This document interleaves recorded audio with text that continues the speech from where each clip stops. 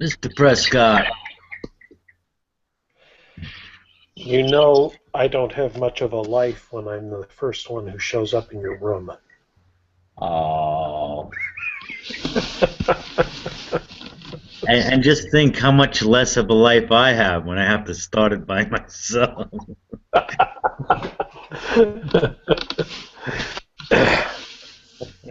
What part of the country are you in?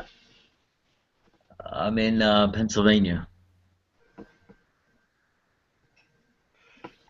Pennsylvania. What time is it there now?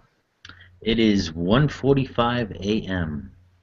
Well, I thought there was only 1 hour difference, and the Hangout said 10:40 something or other. Must be California time. No? To Four say hours.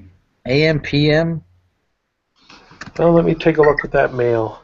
Do they use 10. some kind of universal time? Is there like some kind of No, they're not using UTC. It says 10:40 p.m., hmm. which would be 4 hours west. So that would be either Pacific or Central is 2 hours from me.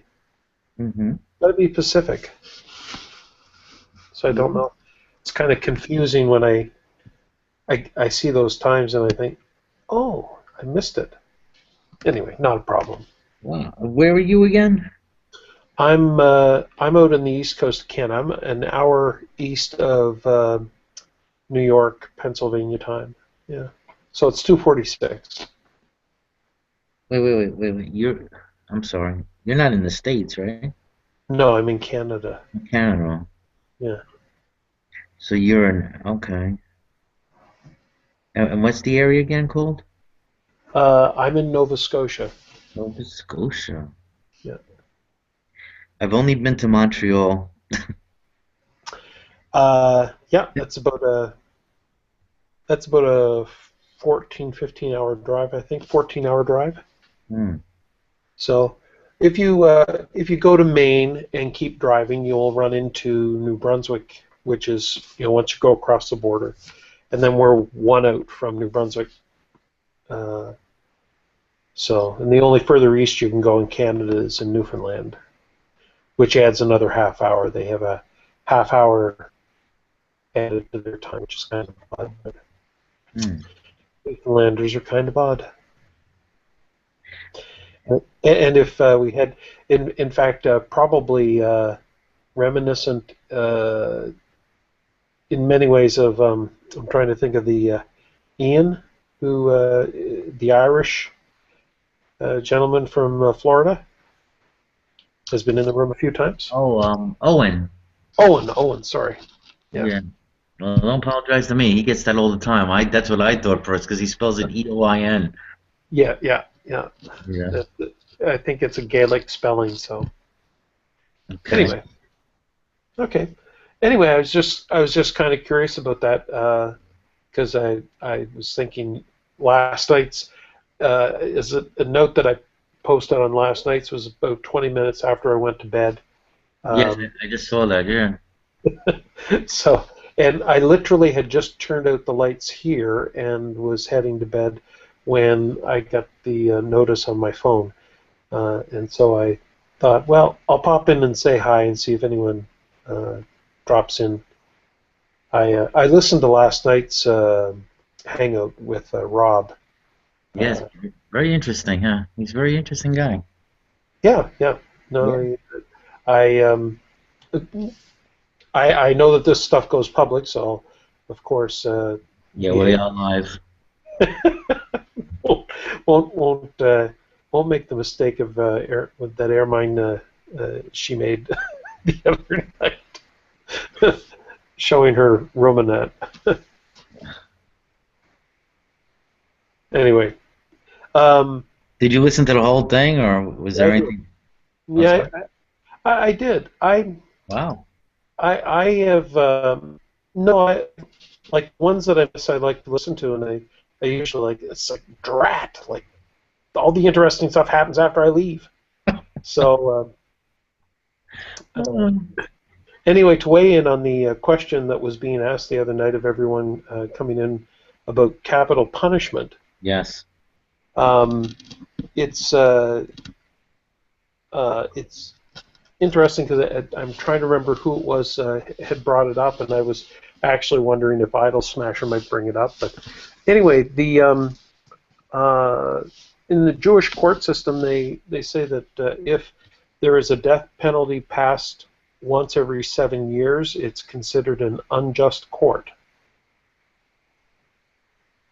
So while it appears that the Torah,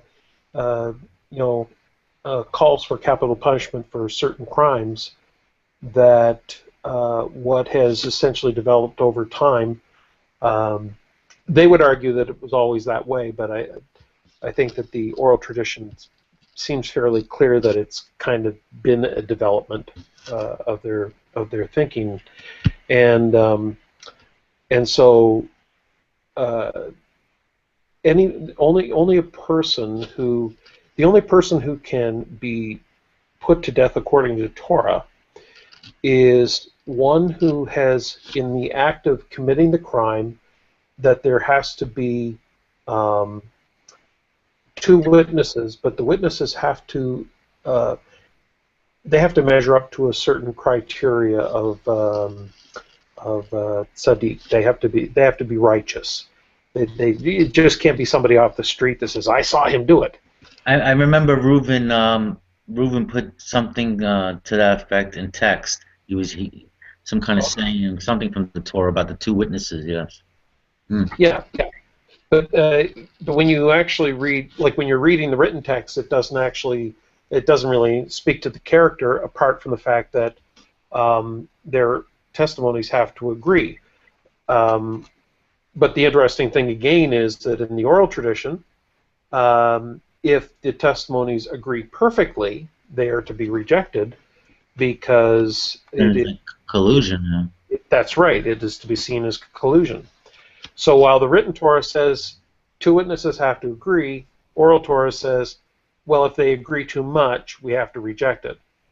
And also, if a person is about to commit murder, the only way that they could be put to death for a capital offense is if you have these two witnesses, they have to be righteous, and the person about to commit the crime has to hear a verbal warning that what they're about to do is a prohibition against Torah, that they mustn't do this, and if they go ahead and do it anyway, then the court could reach the conclusion that it is a capital offense. Otherwise, it allows for things like duress and just stuff like that that can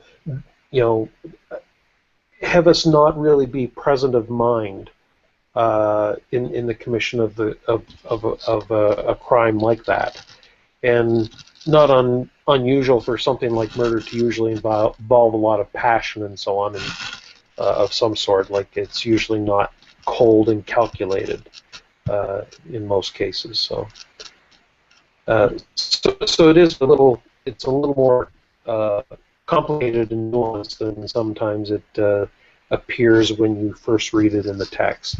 Because I know that it does. I'm sorry. Go ahead. This is in Torah. All these guidelines. Well, this is in the oral tradition, which is a part of Talmud and the Mishnah, and which I'm not that familiar with, but along the way I've kind of picked up bits and pieces. So, okay. Because I'm only thinking of what I've read in the Bible, and it seems like. Yeah. It seems like they were killing people all the time. Capital punishment was happening all the time. Well, and this here's another thing. When I listen to especially when atheists get a hold of the written Torah, it's very easy to kind of butcher it because the Christians have been butchering the Torah for the last 2,000 years, largely because of they see uh, they they read Paul and they come to the conclusion that there's this new covenant that is in place, and all of the Torah is done away with. And in fact, you can even quote some verses in the New Testament that would appear to say that. The problem is that there are an equal number of verses that actually say the opposite in the New Testament about the law. And so it's kind of confusing because you have to decide what each verse really is speaking about, because in one breath Paul says in Christ is the end of the law. Well, depending on how you interpret end, or if you go to the Greek, I think it's telos.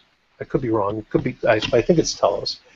That it actually carries the idea of that it is the kind of the goal of the law, kind of like the end of a race. So when it says in Christ is the end of the law, it's actually saying, well, the whole goal and purpose of the law is to be Christ-like, and so it's not just coming to an end or cessation, as many people would apply it. So, and therefore, when we read, even the sayings of Jesus, where he says, the law says, any man who commits adultery, but I tell you that if you look at a woman and lust after her, you've committed adultery with her in your heart. Mm-hmm. And that actually doesn't disagree with Siman, which is a Jewish document written about propriety, in which it warns about even looking at a woman, and which is why it's important for women to dress modestly in Judaism, because it's to keep men from being distracted from things like prayer and performing the commandments appropriately. And so it's not, Jesus actually doesn't say anything that's actually contrary to the Torah, although it sounds like it is.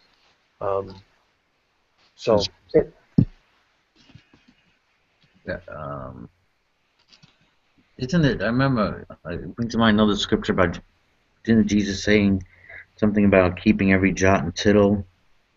Well, yeah, Matthew 5:17. That's one of my favorites, because not only does he tell us to keep every jot and tittle, he follows up by even saying that anyone who practices and teaches these commandments, speaking of the law and the prophets. So he's not talking about the Ten Commandments. He's talking about the entirety of the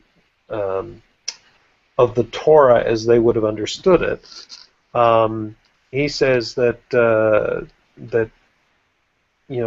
anyone who practices and teaches others to do these things will be called the greatest in the kingdom of heaven. But anyone who breaks just one of these commandments will be called least. Now, I could be wrong, but it seems to me that if there's like a pecking order in play, that the least is kind of like just they made it inside the gate of the kingdom, right? That'd be who the least is. Mm. Would that seem reasonable? That if you had the greatest that is kind of the one who does all of the law and teaches other people to follow the law, and that's the greatest, then the least, kind of like the bottom tier, is the person who violates just the least of the commandments and teaches others to do that. And so he really doesn't leave any ambiguity about what he thinks about the law in terms of their obligation to it. He seems to make it very clear that the only people that you might get away with altering one of the commandments of the Torah, but that's it. That's as far as it goes, and that's a pretty strict line. So I'm gathering you're against capital punishment. Well, okay. Back to the capital punishment thing. Is that it was actually, I think it was a rabbi who first made the saying, or is first recorded as to have said that it is better to allow 1,000 guilty people to go free than to punish one innocent. And I think that somebody had mentioned that concept in the discussion, which is the idea that if you really don't have a just court or a just court system that guarantees that only guilty people will be punished and that there's a possibility that somebody could wrongly be punished, it is better to err on the side of not carrying out any kind of capital punishment in that situation. Yeah, So that's why I was kind of bringing up, it would have to be in such a case where all the evidence, I mean, there would have to be a weapon, a body, prints, a couple witnesses, it would, hmm sure, and even according to Torah, if we were to use like the Jewish a to Rob's chagrin, I suppose, if we were to use a religious code for determining a person's guilt or innocence, the Torah makes the bar so high to apply a capital punishment that modern courts would be very hard to meet that standard. Even with DNA testing and stuff like that, which I'm sure they would have no problem having that admitted at court, but even DNA actually doesn't often determine guilt so much as it determines presence. Hmm.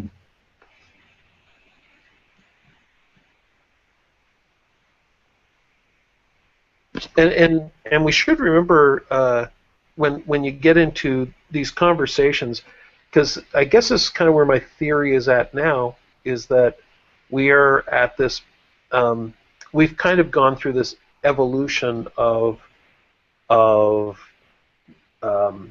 morality over time, which is kind of interesting. We were talking to Cerberus about the Syrian code the other day, and the Syrian code and the Hammurabi code both predating Torah, and finding that there's so many similarities between them, which doesn't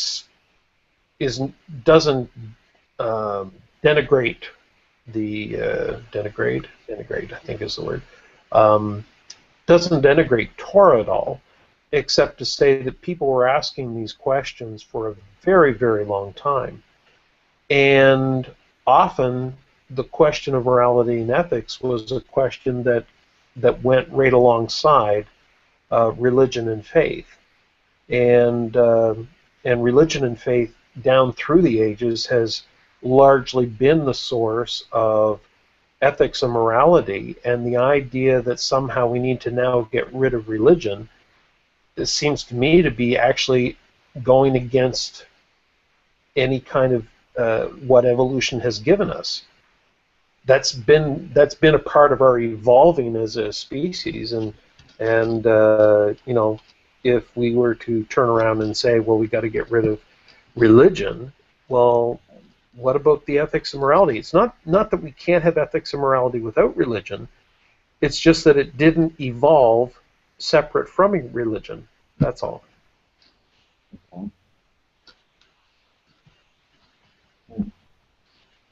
Anyway, now I guess I can go to bed. I stayed up late enough for the hangout. Now I can go to bed. Okay. No, I'm just joking. Really. I imagine there'll be some other people that will show up eventually. When they do what I need to, I will go to bed. So. You gotta get up early tomorrow? No, I can stay up for a bit, but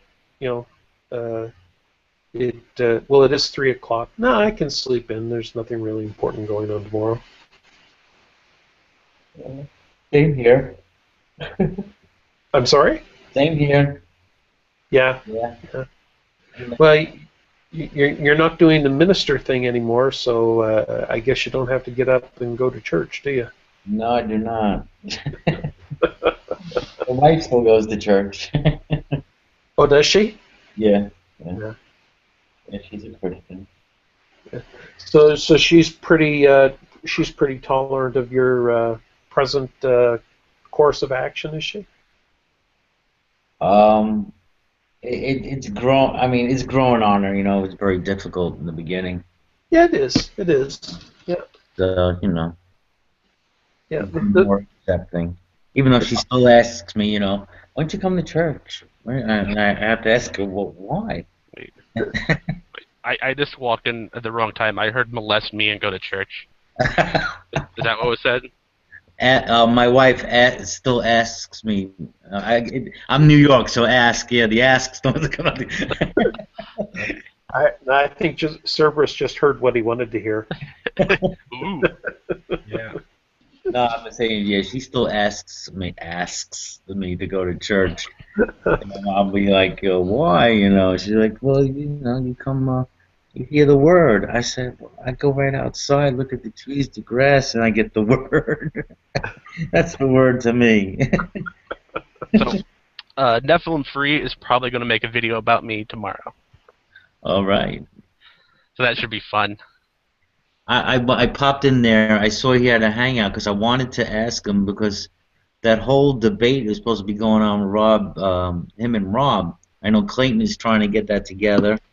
I've always been, trying to get, thinking, that'd be cool. I remember we were all talking about it one time, and I was hoping to go in there and ask him, have you been in touch with Clayton, and Rob? You're gonna do this debate, but they were too busy talking about evolution. I was like, okay, creation, I'm tired of it. But why is he mad at you now? He was, well, first he said the chimpanzee's DNA is 80% different. And I was like, well, that's a lie or you're stupid.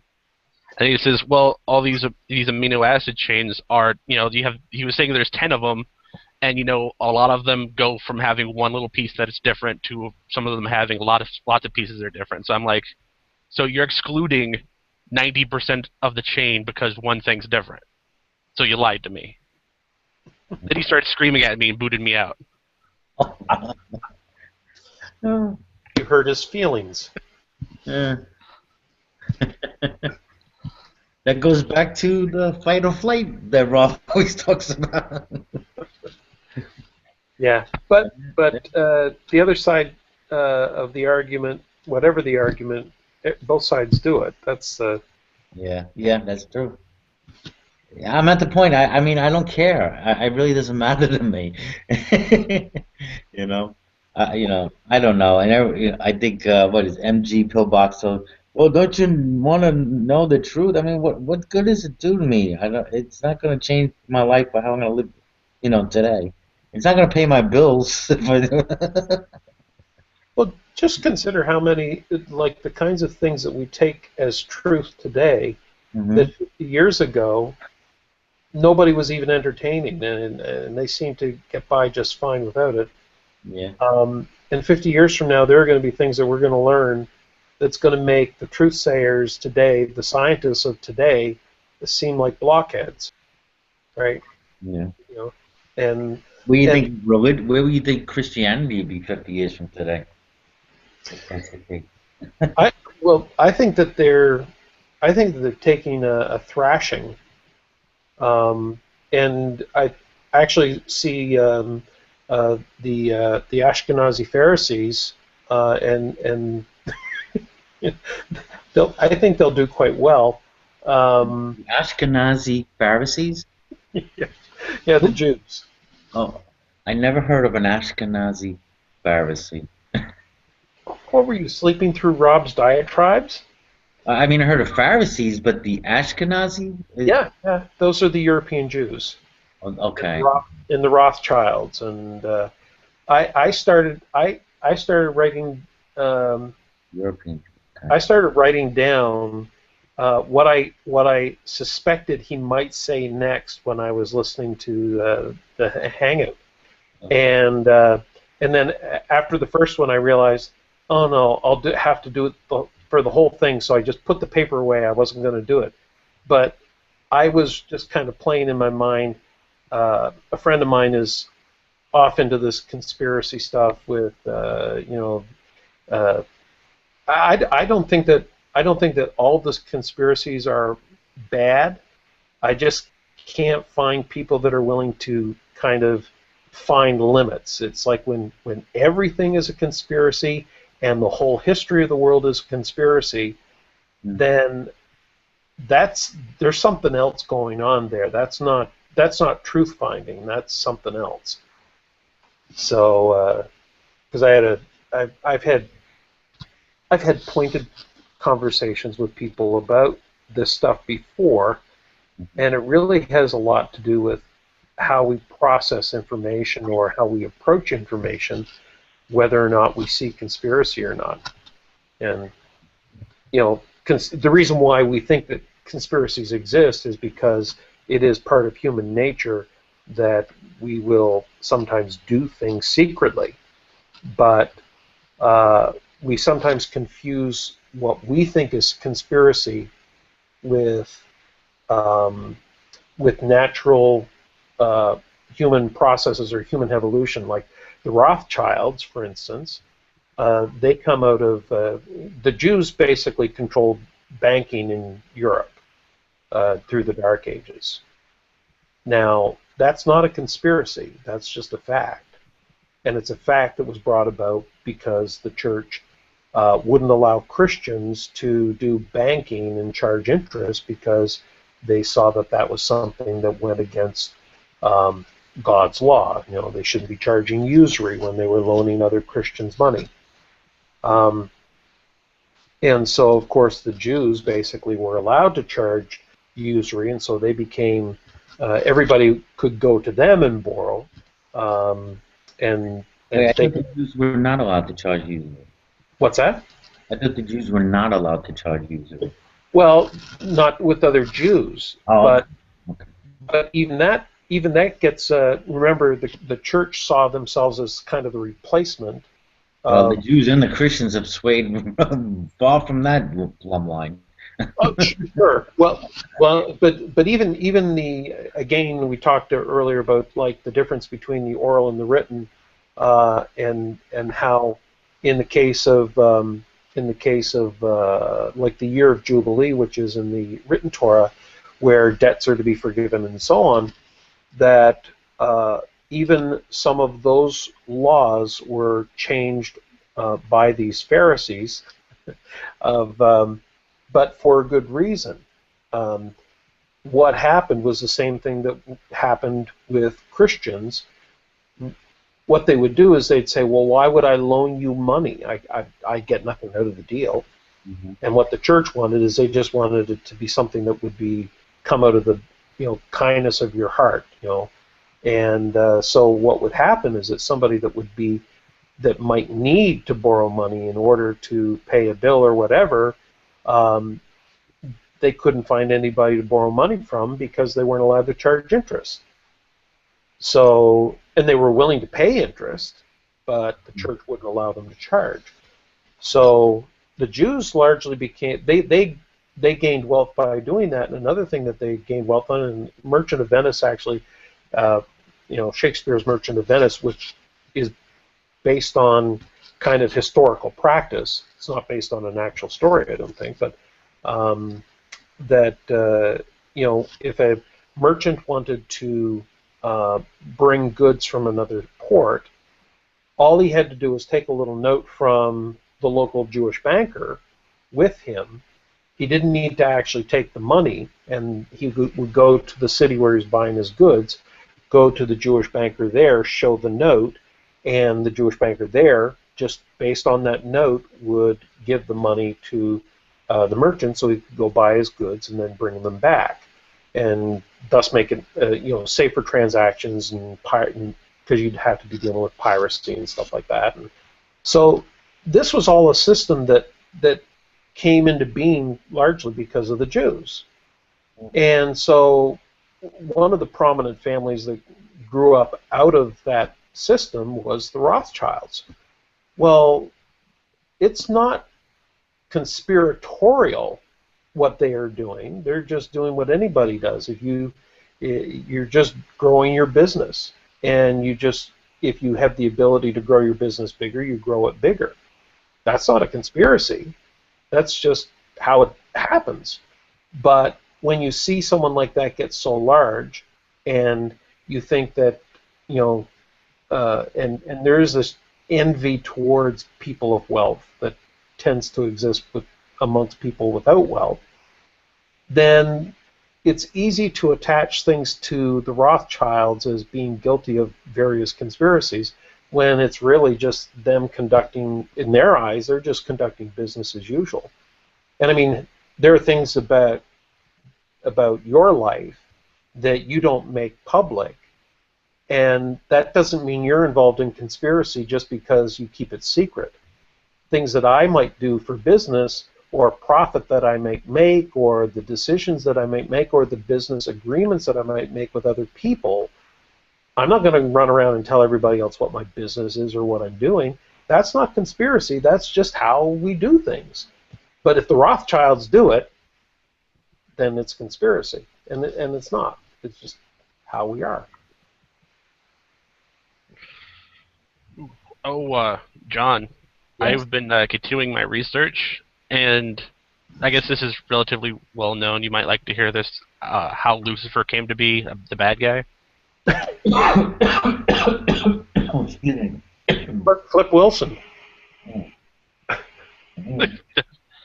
No, In the Bible? yeah.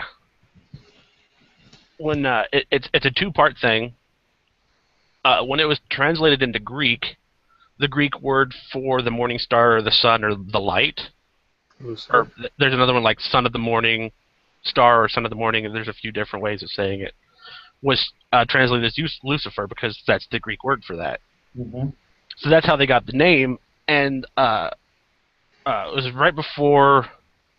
It was translating it into Latin. Uh-huh. They changed the story about a Babylonian king in is it Isaiah? Isaiah. Isaiah 14:12, and they transplanted the Babylon's king's name with Lucifer, Mm-hmm. and then he became the bad guy. Mm-hmm. Yeah, I think Morning Star in Book of Revelation. They put. Oh yeah, I mean, That's another interesting thing. yeah. Well, they didn't. That's the interesting thing. They didn't translate that into King James. So in Revelation, you have Jesus saying he is the sun, the morning star. So according to Christian mythology, you have Jesus saying he is Satan. Yeah. It's true. Yeah. It's funny because it's true. Yeah. I'm so Bible illiterate that it's just like slapping me in the face. Like, apparently no one else reads their Bible either. Mm-hmm. Typically, and Bible readers are not the only people guilty of this, but our tendency is to filter what we read, no matter what it is, according to the biases. It's kind of like the proverbial rose-colored glasses that we wear. That's the YouTube channels we subscribe to. True. Well, I think Isaiah and Ezekiel actually have passages that are often used to try and paint a picture of the history of Lucifer as kind of like the worship leader in heaven, which was something that was made up by some preacher here some time ago, and it just kind of caught on, and they made a big deal about it. But it's actually about I think in Ezekiel, it's about the king of Tyre, and it was about how he was calling himself a god, mm-hmm. and that he was calling himself the morning star, which actually, in ancient times was not unusual for kind of local religious activity to center around the king being the deity of the religion, or at least the representative of the deity of the religion, and so the warning that was kind of given in the text was God says, "But you are not but you are a man, not a god. And it's very clear in the text that this is about a man. It's not even about some angel Mhm. that came to be known as Lucifer. That's something that has kind of been uh, put on the meaning of the text, but the language of the text itself says that it's about something else. The other thing interesting about Isaiah is when they use is that the prophecy referred to they say about Jesus, where he's you'll call him Emmanuel, you'll call him Yep. something Father. Also, I forgot what it was. Some words that are not even used in the New Testament when referring to Jesus. And then you go look at that, and I think it's also with the Virgin. They try to use the virgin birth that it's actually it's supposed to be Isaiah's son. I think this was all prophecy for. It wasn't about Jesus. It wasn't messianic at all. Yeah, Isaiah 7 And, yeah. was Jerusalem was surrounded by I think the Assyrians, if I'm not mistaken, and so the king was worried about this. So Isaiah was told to go and assure the king that everything would be okay.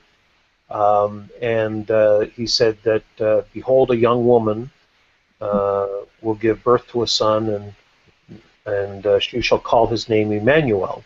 Mhm. And then he tells the king that you know these two brands, referring to the kings that were surrounding them, uh, they'll be done away with by the time this child learns good from bad, and so on and so forth.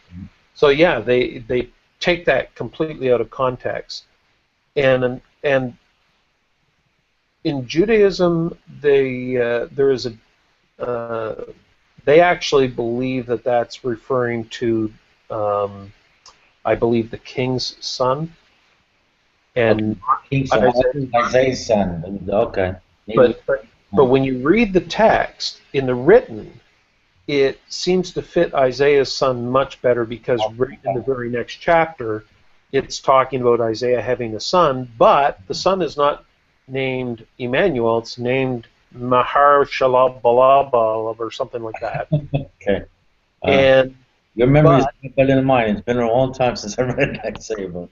yeah, but throughout throughout that chapter, the next chapter in chapter 8, at various points, you will hear the language of chapter 7 coming through again, in from the prophecy, Mhm. and so I think it fits Isaiah much better as one of his kids, because he even says, "These are my children, signs and portents of the Lord."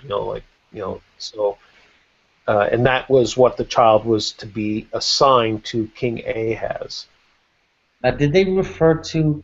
They probably referred to that scripture in Matthew, because from my understanding, Yeah, they did. Matthew was more of the person writing, or whoever wrote the Gospel of Matthew was the one who was really appealing to the Jews, and making this Jesus appealing to the Jews. Yes. Yeah. Yeah. It was Matthew that Yep. used a lot of those prophecies and took them out of context. Some of them I know. When I started looking at those, some of them I remember well, the other one is if you look at the Isaiah 53, which they use for the suffering servant, Right. and him being pierced and stuff.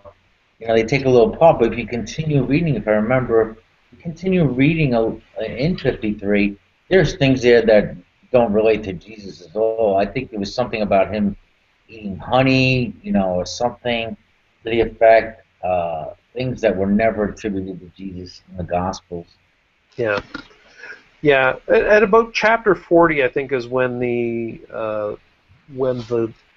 you really see the idea of the servant come into Isaiah's writing, which is why some of the higher criticism of the Old Testament sees the book of Isaiah written in four parts, or by four different authors, I think. Yeah. And so around chapter 40, you swing into the Songs of the Servant, I think is what it's called, or something like that. Anyway, it's interesting because verses that have are about the servant that have been used about Jesus. Like I think in Isaiah 42 might have been one of them that I'm thinking right offhand. That the very first part of it is, "Here is my servant, whom I uphold," and and and so of course everybody's like, "Well, that's Jesus. That's about Jesus." And then just a few verses down, it says, "See, my servant is blind," and I'm going, "Well, that's not Jesus." So you really the only way it works is by isolating the text, which is why they didn't want the Bible printed. They didn't want anyone reading it. Let alone having people, read it at all.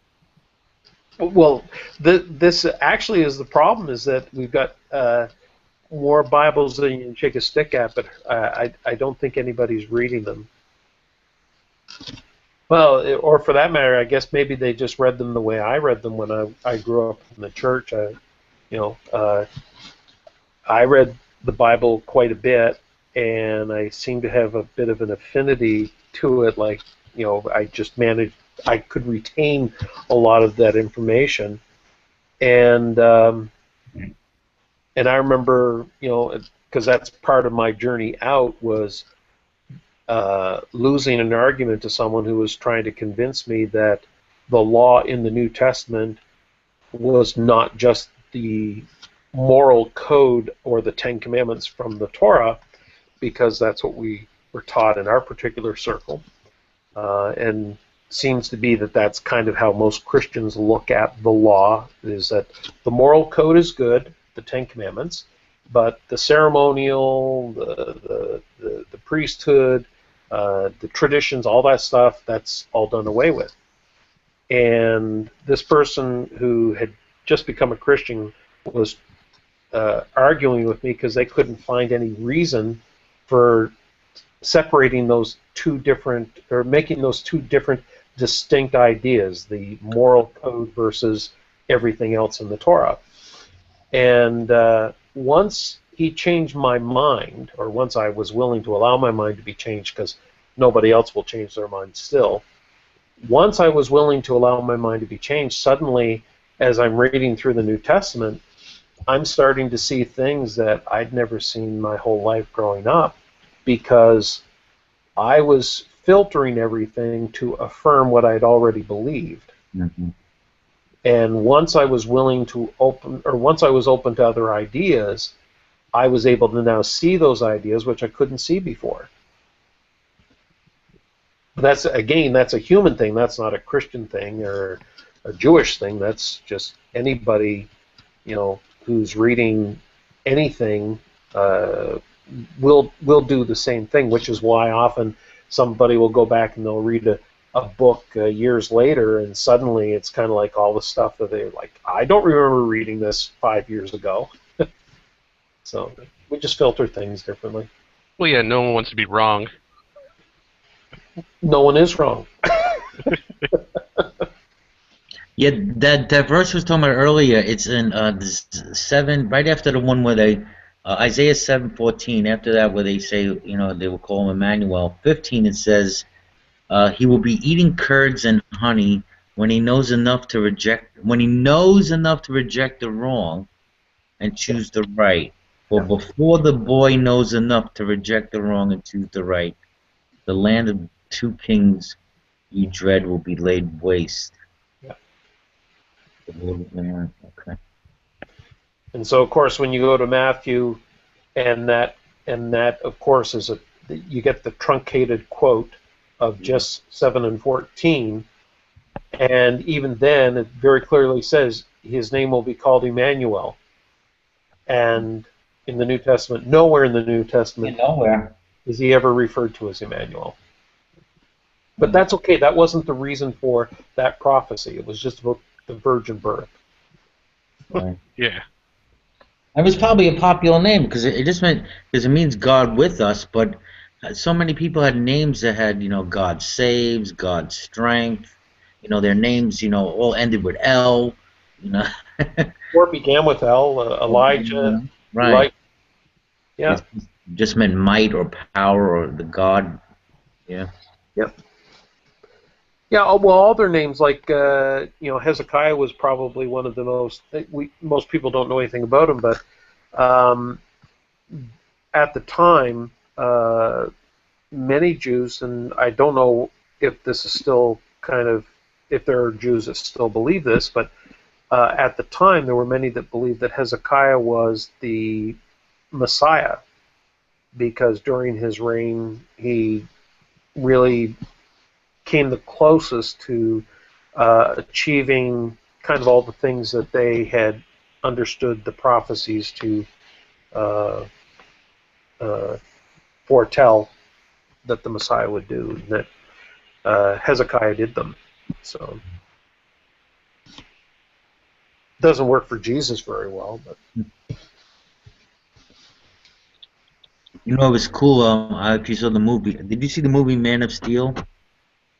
no, no. It No. was. Did you see it, Cerberus? No, I didn't see it. If you watch, go see the movie. I actually liked it a lot, but it goes into the pretty much how Superman came about. But the planet that he comes from, they use L. Everybody has L in their name. It was pretty well. And I'm like, and they're actually they're like gods on their planet. They're just trying to drive the atheists nuts. That's all. Yeah, there was so many parallels in that movie. It was pretty wild. Making Superman out to be, like the Messiah figure. Of course, the Yeah. Christ figure. There's a part in the movie where, because where he comes from, the planet was destroyed, and there was this other faction. They were like the evil ones, and they're trying to preserve they're saying they're trying to preserve their race, but meanwhile, the ways they were going about it was really just they were just destroying it. Um, Superman, um, I don't want to give away too much of the movie, but Yeah, you'll ruin it. escape pod, to go to Earth. So now these bad guys, after the world's destroyed, Krypton, they come to find him, and because he holds a key to they want to get like part of his cell or something, his DNA, that he holds the key to expanding more of the race. He had so he oh God, what was I going with it? I'm sorry. Well, just out of curiosity, was there kind of I mean, this kind of sounds like almost like a potential environmentalist messaging uh, in the idea of their planet basically is disintegrating, and that there seemed to be there were people who weren't doing much about it. Do I get that? Did I understand? I'd say pretty much, yeah, something like that. So they're like, But so these guys come, they come for him at Earth. This was it. So they say we're gonna, unless Superman surrenders, then we're gonna destroy the Earth. We're gonna kill all these humans and stuff. But so the thing is that I guess I was getting to part of the movie. They have him going to, because he's in a, he lives in a small town, so he goes to the local church and to get some advice from the pastor there. So as they're talking to each other, they have a part where uh, there's a stained glass window behind Superman, and it's Jesus at Gethsemane praying, and it's on the right shoulder of over the right shoulder of Superman. So I thought that imagery was just pretty wild there. And he's got the red robe on. Jesus has a red robe on, praying Gethsemane. well, it's just not cool yet to have them going to Richard Dawkins. So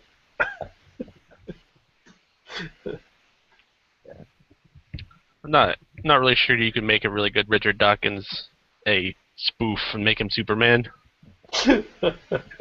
well, no, he would Superman would go to Richard Dawkins for advice. Oh, okay. He wouldn't be going to a Christian pastor because of the religious element. So, you know, Richard Dawkins be honest though, he wouldn't be all inspiring. He'd be like, "Yeah, you're pretty screwed." yeah.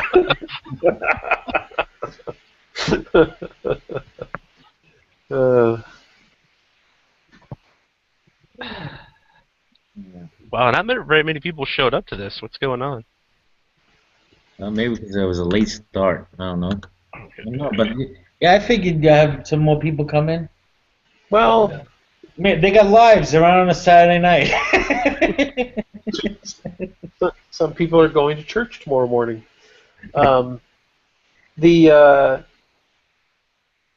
Well, last night, how long was Rob in before somebody showed up? It went on for a bit. Yeah, it went on for a couple hours. I think I opened that room up at it must have been like 1:30, about the same time here. Yeah, 1:30 went on till after 4. Easily. I left the room. I think they were still talking because I had to get up for today. Yeah, it got cut off. Yeah. Yeah, well, So I stopped the broadcast and I was in there a little bit longer, and so once it was going on with Nadia, and I was okay, I had enough. Yeah. And Rob was really trying to, really talk some, help her out. I mean, I think we're all trying to help her out, or at least just listen to her, but it just, she just didn't want to hear any kind of advice, She was just being totally negative and looking at all the negative things that are going on. I kind of, Well, so, I think she's in a lot of pain, yeah, yeah, that's what. and it's kind of hard when you're in the middle of that stuff to hear anything. I it's probably just going to take a. Nobody wants to hear it, but it just might take a little time to get in the place of where you're able to actually start doing something constructive to work your way out of the mess you're in.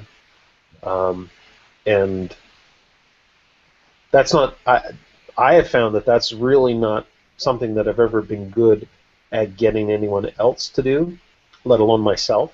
Yeah. It's something that you just have to come to. It's kind of like believing that if you argue with an atheist, you're going to change his mind, or if you argue with a Christian, you're going to change his mind, Mhm. or if you argue with the it's not going to happen. All you can do. I think that just you talk about the ideas and the people that are in the process of working on that stuff. They're going to find that information. They're going to come across it somewhere somehow, and it becomes useful to them. But in that moment, only if they're in the questioning mood. So anyway, and maybe I'm just stubborn, and maybe I just deal with stubborn people, but that's what I find. So I heard that it takes a person about 7 or 8 times to hear something before it actually starts to sink in and you actually consider it. So like just once, like you're saying, just being once in a hangout, thinking you're gonna convince somebody of anything, it's not gonna happen. But you plant seeds. Like that was like part of my deconversion. It was all these little seeds. It wasn't happening overnight, but it was a period of time, and to start seeing things differently. Yep. Nadia's got, it does, like, Rob said, and it's true. It comes down to, and I told her too, it's your attitude. It's your choice, that no matter what, the person still has the free will to choose what they're going to, think about. Mm-hmm. Yep. yeah. I didn't want to I didn't want to add any more negativity to talking to her last night, but she wants me to go through the Masons to get her help, and I told her I would. So Tuesday I'm going to go up to the lodge and set the stuff in motion, but I didn't want to tell her that they're not going to help her if she needs help and she's still drinking. Mm. Not that we have anything against drinking, but I mean, No. if you're going to be kicked out of your house and you're blowing money on booze, we're Yeah. not going to help you if you can't maintain yourself. Yeah. You're judging people. We are pretty judgy. I wanted to tell Nadia too. And if she's listening, she might pop in here. Who knows? And I don't want to get into all that again. But there are a couple of things that, yeah. I mean, one thing, I think her being a little intoxicated is tough to receive stuff. But and she's so bright. She's so Oh yeah. smart.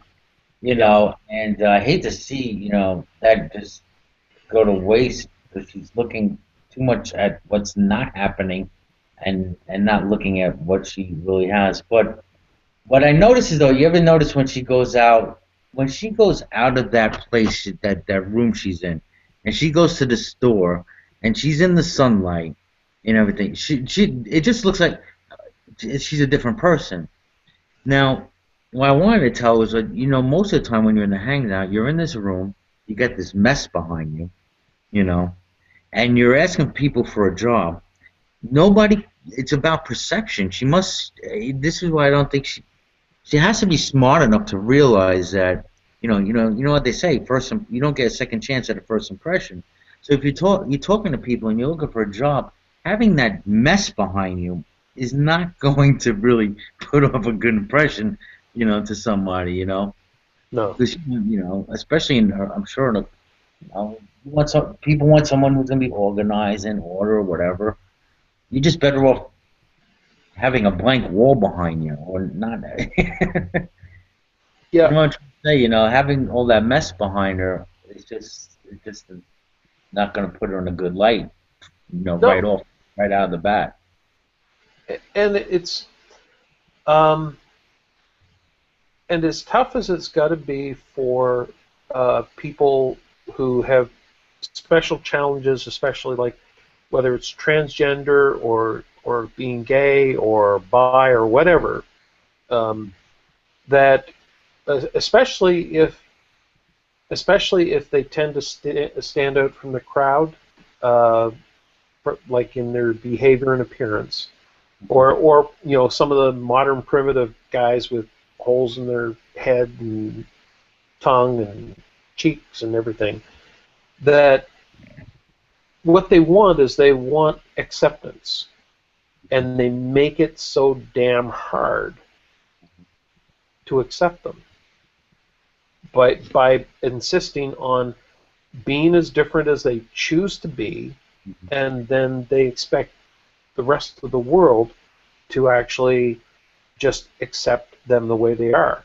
And it'd be wonderful if the world would, but that's not the world we live in. And as you say, it's like you're looking at the situation that she's in and you feel sorry. You wish there was something you could do, Right. but she's probably defeating her own hopes by basically, even not willing to, you know, um, give the appearance that people would have an easier time kind of digesting, as you say. It's like it's hard to just accept some people when they really have become so. Um, I didn't want to say self-destructive, but for some people it is. Not. I'm hoping she's not at that point yet, but I mean, she might be. She is a little bit. She does a few things she probably shouldn't do in the situation she's in, but yeah, I don't think anything like really big. yeah.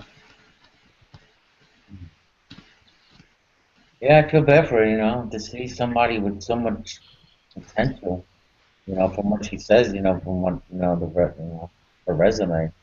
Just, Well, she had a non-on-hair hangout.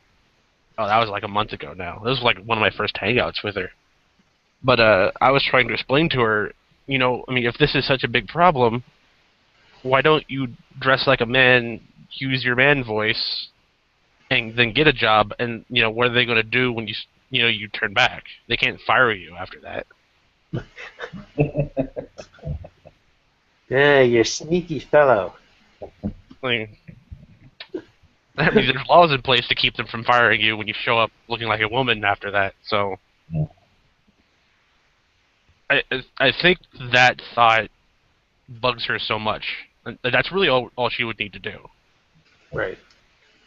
I'm imagining, people who want to go for this transgender operation, I'm sure have to go through vigorous, psychological evaluation before doing this. So you're properly prepared. You're weighing out the consequences of these, the action. And I don't know, seems maybe because this is becoming a great stumbling block, and maybe she thinks that having the operation is going to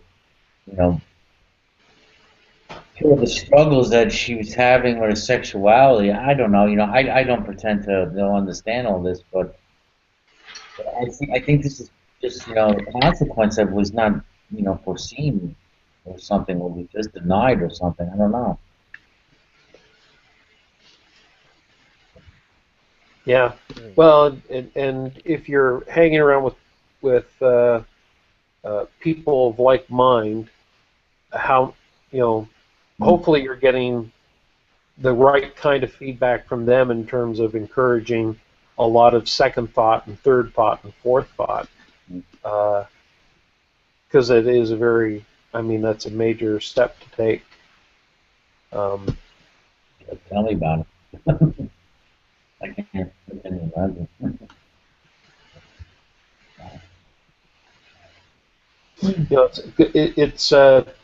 It's interesting to me. Like, I know that when you grow up in fundamentalist circles, you the only Old Testament stuff we wanted to kind of carry into the New Testament was the Ten Commandments and the commandment about killing gay people. Uh, but we were fine with that one, additional law being stuck on there. But I watched a video or a movie that was made. It was a documentary about a Jewish um, a Jewish homosexual, and had been disowned by his family because of his sexual identity that he was going with at that time, and he was actually sitting down and talking to in the movie. He was talking to this old rabbi, and because they were debating about whether or not he could be a practicing Jew, because he still loved Judaism, still loved the Torah, still loved the the culture and everything that he grew up in, and he didn't want to abandon that. And so he was basically saying to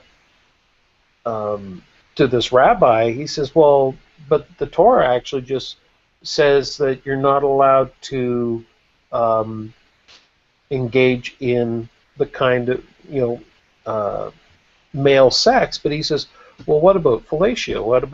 What about oral sex? Like, is that permissible for someone who's a homosexual? Because the Torah focuses more on the act itself as being defined in the Torah of what is right and wrong in terms of what you actually are doing, and not so much about it's not so much whether you're gay, it's what you are doing that might actually violate a prohibition in the Torah. And the rabbi seemed to think that he actually had a pretty good argument that so long as the specific prohibition, which seems to be anal sex, was not a part of the relationship, that it really wasn't contrary to the actual prohibition against homosexual activity in the Torah. And I still have not heard anyone really discuss that when I was, looking closer at Torah and Judaism. But I found that was an interesting. Couldn't get a drink. I thought that was kind of an interesting take on the problem. I heard a different take. I don't know if it was. I don't think it was Cerberus. I heard it was someone else. They were telling me a different take on it as well, where it speaks against homosexuality. It was actually, it wasn't. It was being in bed with your. It wasn't about homosexuality. It was about being in bed with your wife and a male prostitute. Probably, yeah, not in Torah anyway. Maybe it was in Hammurabi's code there.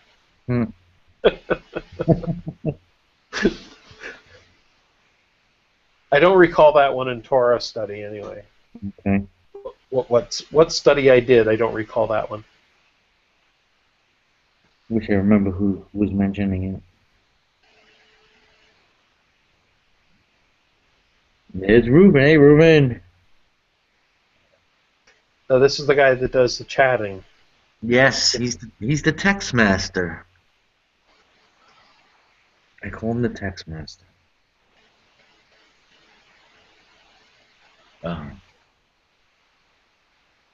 Okay, I'm back. Okay. Yeah, and to Reuven's point, and that was what this filmmaker was doing. Before he came into the room, we were talking about a documentary that had been done by a gay Jewish gentleman, and he was having this conversation with a rabbi about the prohibition against the specific act that was mentioned in the Torah, which didn't say that he couldn't actually have a relationship with someone of the same sex, so long as it just didn't violate that particular act. So, yeah, exactly.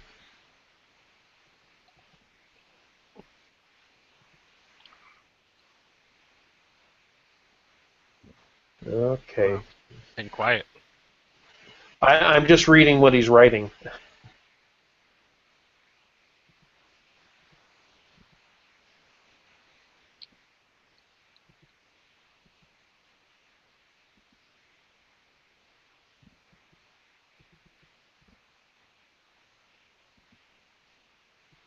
Yeah, yeah, yeah. The Orthodox community is not quite there. Certainly, the ultra Orthodox are definitely not there. But yeah.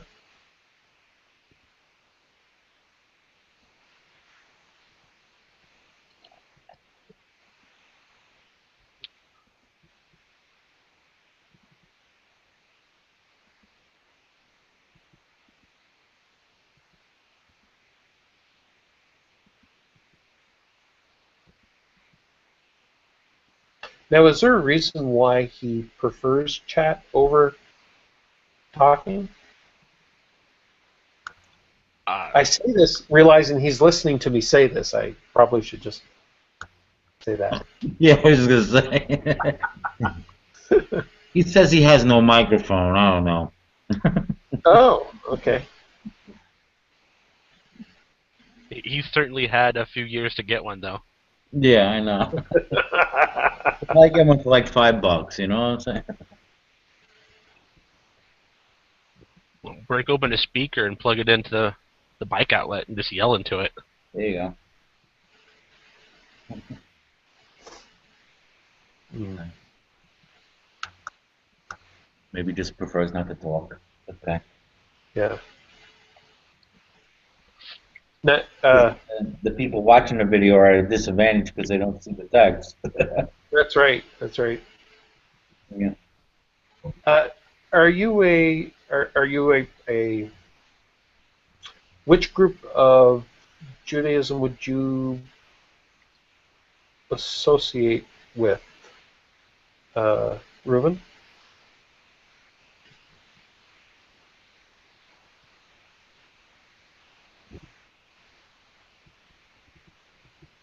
He says he types faster than he speaks. Wow. Well, he's typing as fast as I can read it. Yeah. But then again, I did make it out of high school.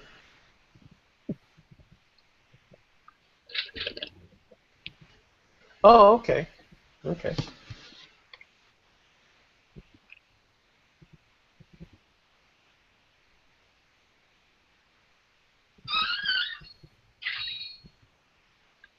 In these parts. China?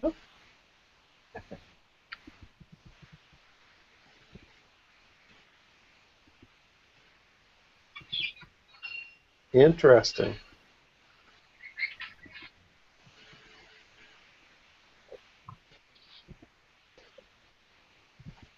Yeah, dead air doesn't make for good radio. Oh yeah, I forgot. We're live, aren't we? Yeah. You're live. I'm sitting here like reading stuff, not being entertaining. I was here juggling geese, and but nobody could really see it. So That poor. We have one viewer. That poor one person watching. Ah, damn me. Oh. Hold on. I'm gonna get some to drink. yeah. Did anyone know Elohim used to be? I'm going to mispronounce it. I'm not even going to say it. It used to be multiple, and not singular. When referring to gods. Well, yes, and I'm trying to remember. Rabbi Aviner talked about that in one of his classes, and I'm trying to remember what it was that he said about it. I don't think I could do it justice. Um, the like the I M on the end of Elohim is I believe that's one of the plural forms in Judaism, Ot and Im, I think. So I'm right in the name would imply a plurality, but I think that there's a difference.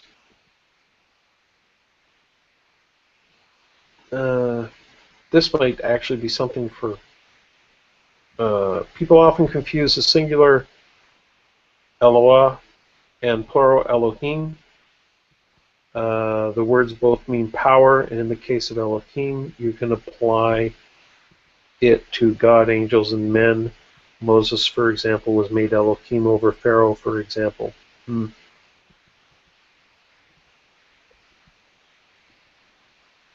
He's a wealth of knowledge. You really need that, Mike.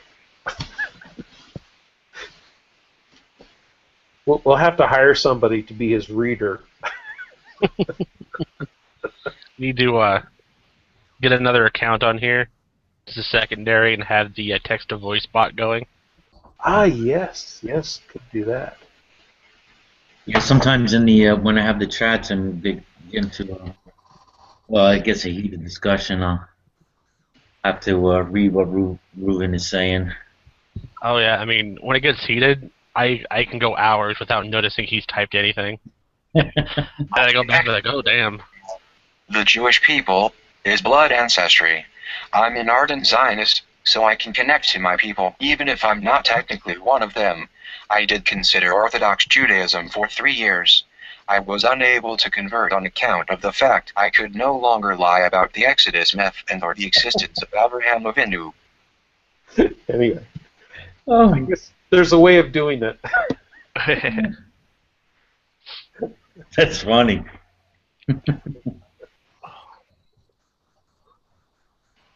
Yes. Oh, yeah.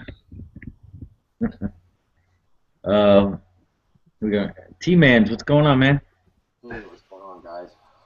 I'm actually broadcasting today from our new house.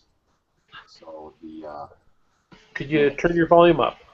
it's a little blurry right now, so I'm using a little gimpy Let me see if I can help you out a little bit here. camera that I got from. I raise your volume a little. Maybe that'll help. Oh yeah, it's I don't know. a little cheap camera that I'm using. So it's like, oh man, tonight's our first night of staying in the new house. As you can see, it's a mess. Well, congratulations. Yeah. I remember you were showing some pictures the other day and everything. Yeah, first time homeowner. Yeah, Oh. we're all a little scared and a little, I don't know. There's a lot of work that we need to do to this place, which is okay anyways because we gotta. It gives me content for my YouTube stuff, making this and making that, and And guess what? It never gets done. yeah, that's right. That's right. Now I've got a bunch of people out there kind of pushing me along. Dude, get your shit done. I'm 7 years in my first house, and yeah, you realize that real fast. Yeah. I still have my whole shop to tear down over at the old place. And it's about, it's,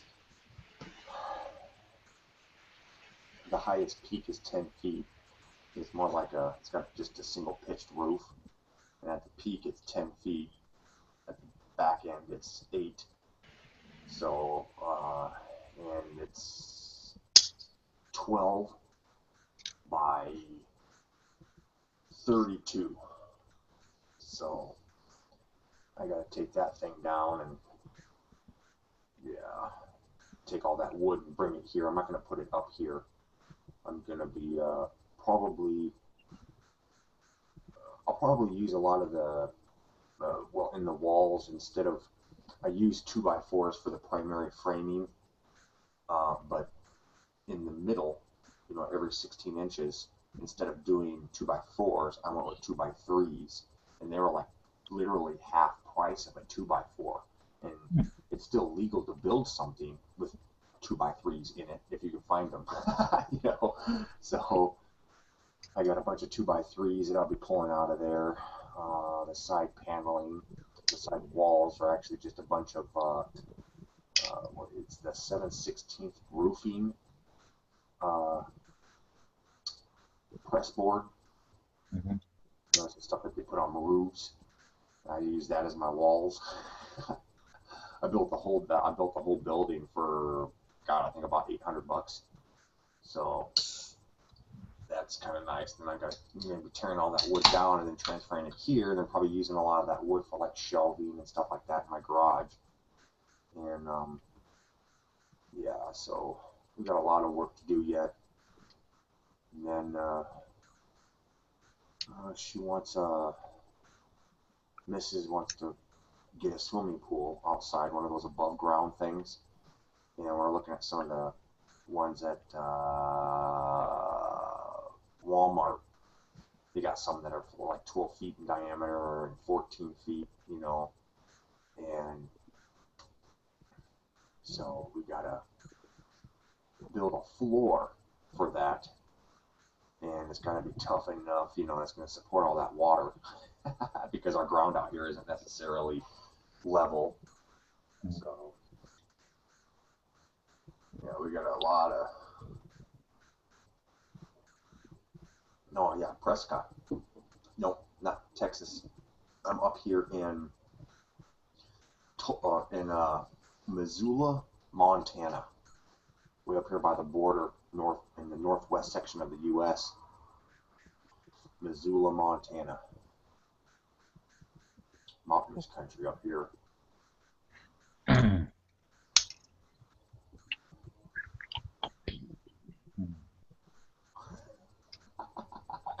you ever been to Oklahoma? Oh, I used to live in Tulsa, right off of 38th Street.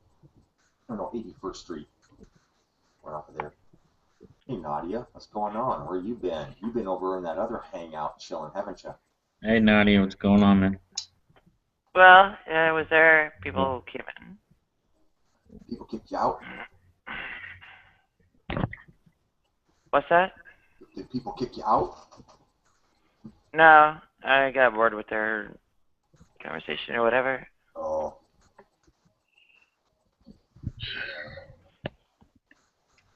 I can't remember if it was like video games or some kind of pop culture or what, but oh. things I've not had the socioeconomic status to, I guess, delve into for With Well, the video games? ever in my life. You're talking about video games over there? Or television or whatever. Well, But I did have work through my whole life. I never got too much into those games. Every waking minute. Hmm. And, well, sometimes even that was enough to keep the job.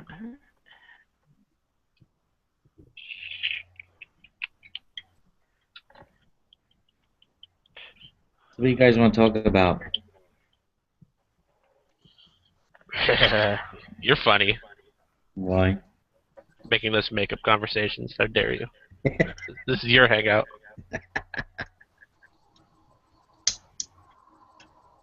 Well, I don't know if you saw the invite. I did have a question there, and I I never the question was, what is success to you? So I guess that's what I'm gonna have to start doing with the hangouts. Like I posed a question about capital punishment the other day. So today's question is, what is success to you? Dying in the best way possible. Well, what is the best way possible? In your sleep? No. Like, not personally the best way, but like, go out in a blaze of glory saving people or something. Okay. Going back But in then- time, taking down Hitler. But then you wouldn't be able to bask in your success. You'd be dead. But then it wouldn't be as good. It would be for personal gain at that point. What's wrong with personal gain? Well, there's nothing wrong with it, but I would say it would make it less moral. That's why you did it.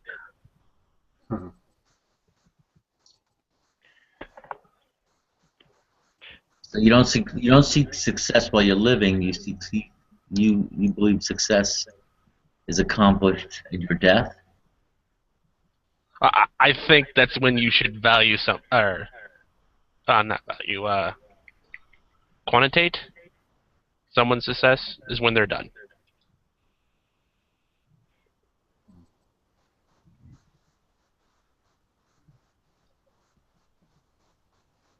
Okay. Anyone else? Well, I say it's,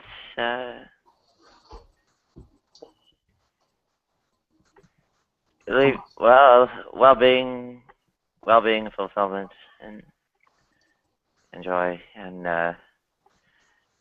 to no small extent, some amount of liberation from suffering, torment, and so on.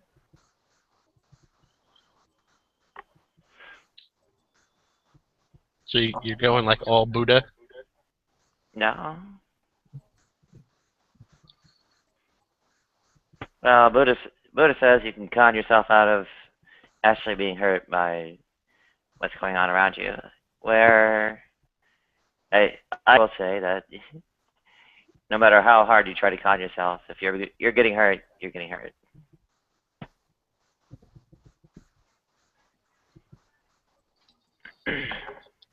Prescott.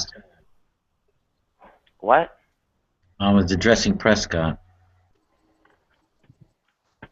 Does he hear me? I don't know if he hears me. Go ahead. Oh, yeah. So Prescott, what is success to you? Um,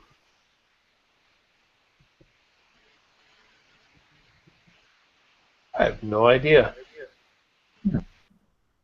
And I even thought about that when I saw that as a subject matter in the invitation. Um, uh, what kind of answer I would give. But everything that I had to say, I said before everybody else arrived here anyway. So, but I guess probably success to me is if, I guess to be in a place where you have at least some reasonable security, uh, either through the work you do or you have money in the bank. But uh,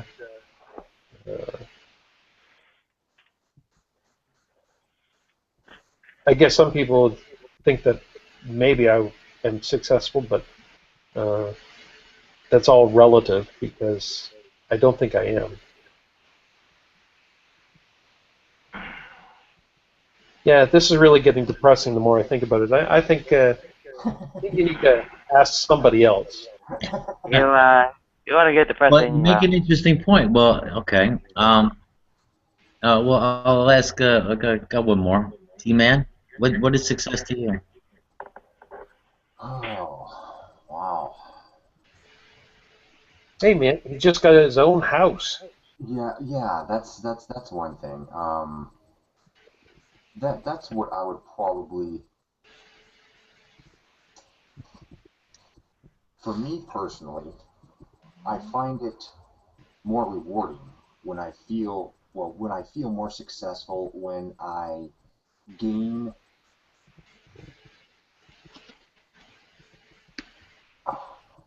because it's kind of it's such a even process. You know, I can sit there and say that I feel more successful when I have more money, but the problem with that is that when I have, I do YouTube videos on YouTube. There have been a few times when I've gotten a good chunk of money from my ad revenue. I've got a bunch of cash in my pocket, and the funny thing is that my creativity drops when all of my questions are answered and most of my problems I can resolve really quick. My creativity really starts to drop. So my ideas for my content on YouTube start to go downhill. So I can't really say that having more money in my pocket is causes me to be more happy. you know, it's kind of a fine balance for me. If I've got more money, I can have more access to more things. I can help more people out. When I have more resources,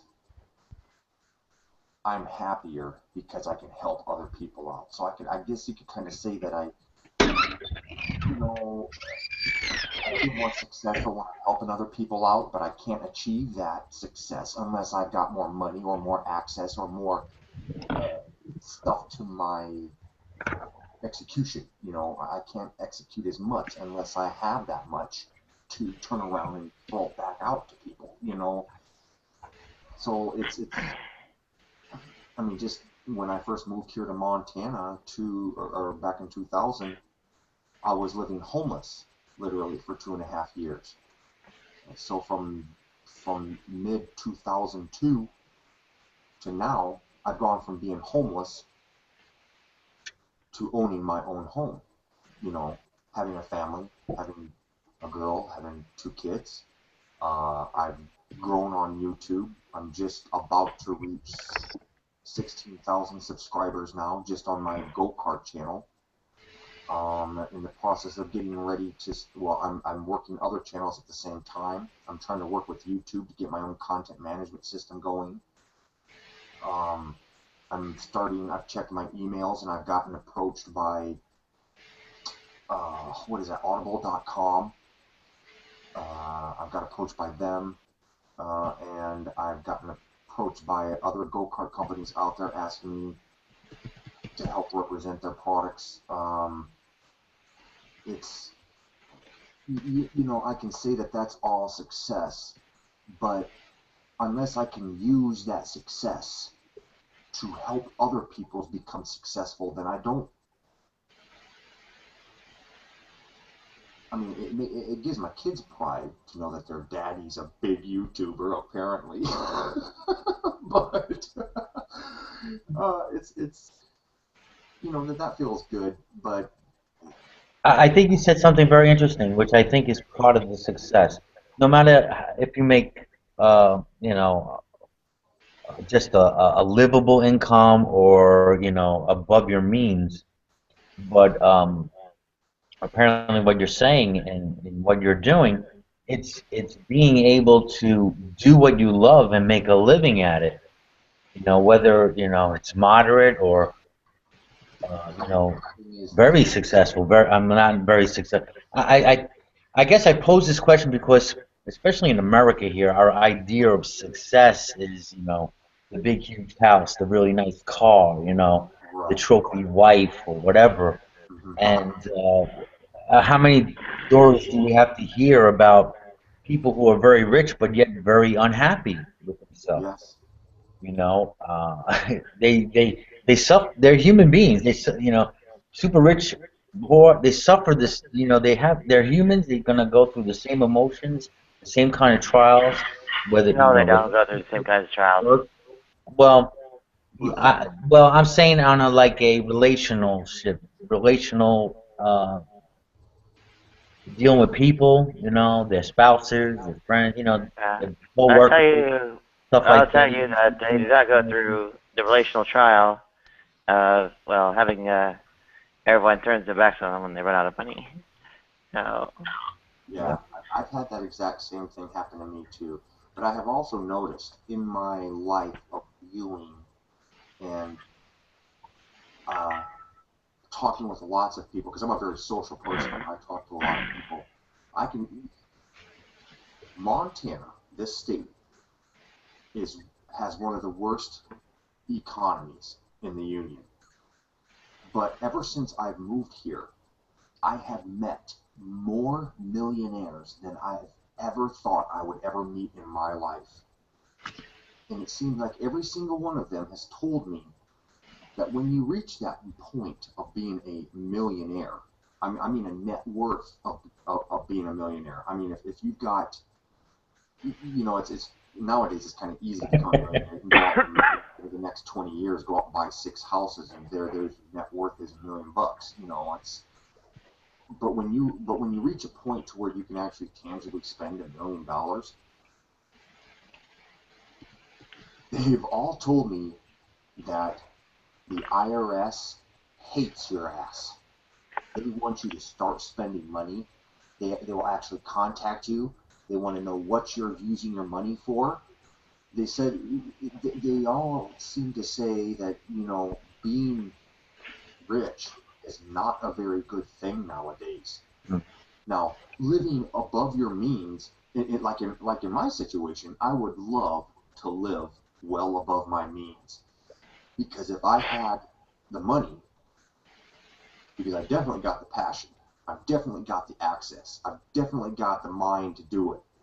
But if I had the money, I would be investing more into the development of like free energy.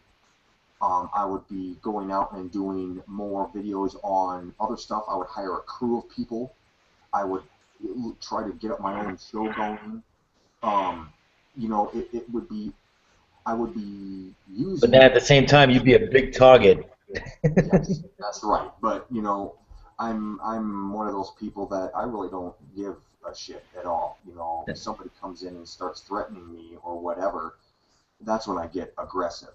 You know, Now, T-Man, this is good. Now, I heard your story the other day in chat, and how, and I mean, it was inspiring how you came from homelessness, right? And now you're at this point now, okay? And I want you to share a little bit, and maybe this can help, you know, Nadia in her position.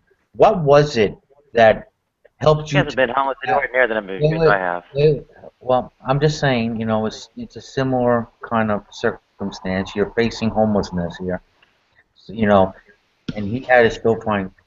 Maybe there's something, we can find that'll help.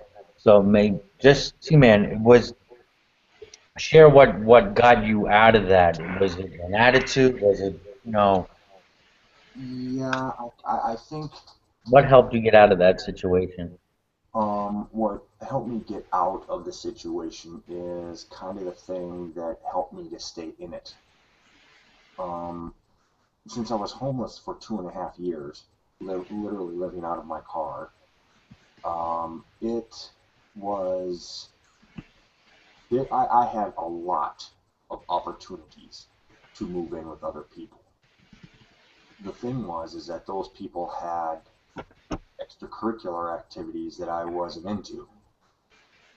So one of the reasons I was homeless is because I chose to be. I would much rather die out on the street than sleep on a couch with a meth head in the next room. I did not want to associate with people like that. I didn't want, because it was just, what I did have would eventually get taken from me because they'd somehow come up with some justified reason how I owed them money because I'm living with them and now I need to give them my laptop computer or some crap. So I chose to stay away from those people. And also in the situation, I could have probably gone down to the Department of Health and Human Services and got some type of emergency housing. But I didn't want to do that either because I do not and will not live my life equivalent of a welfare case.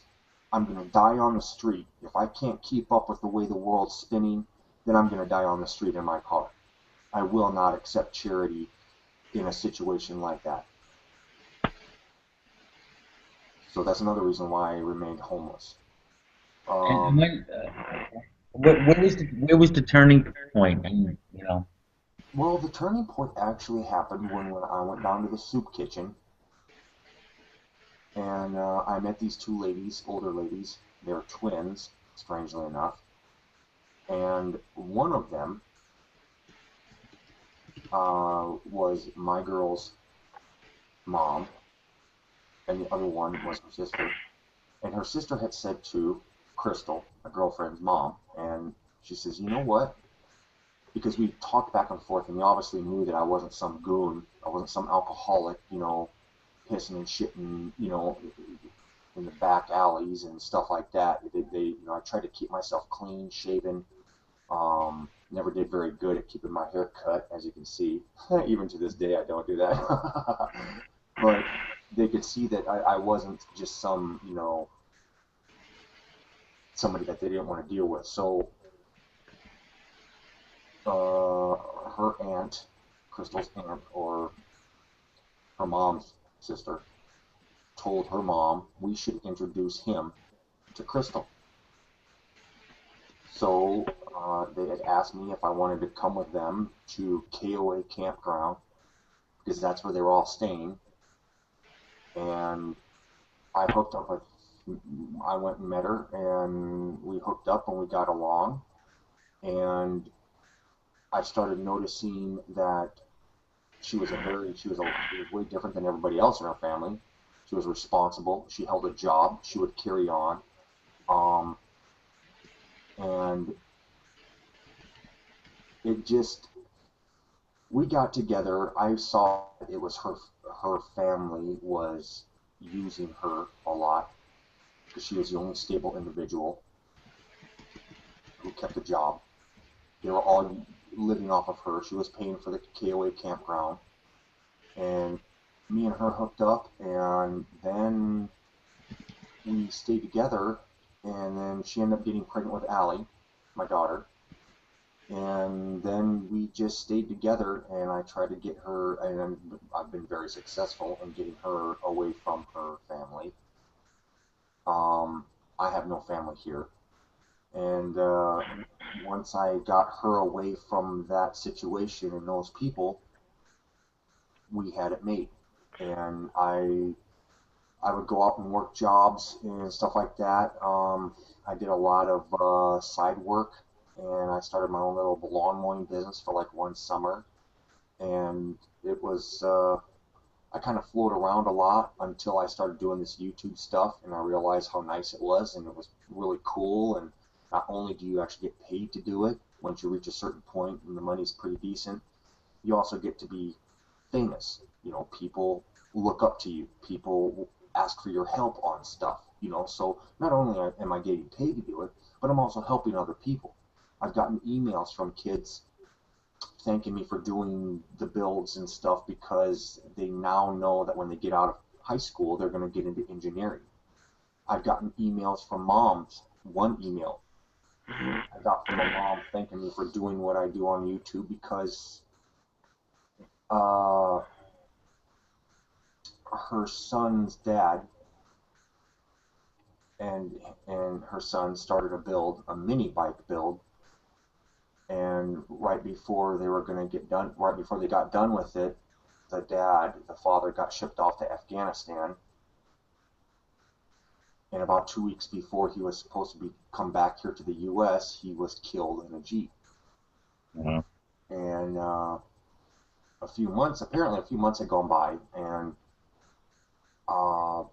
she told him, the son, maybe you should try finishing your mini bike build that you started with Dad.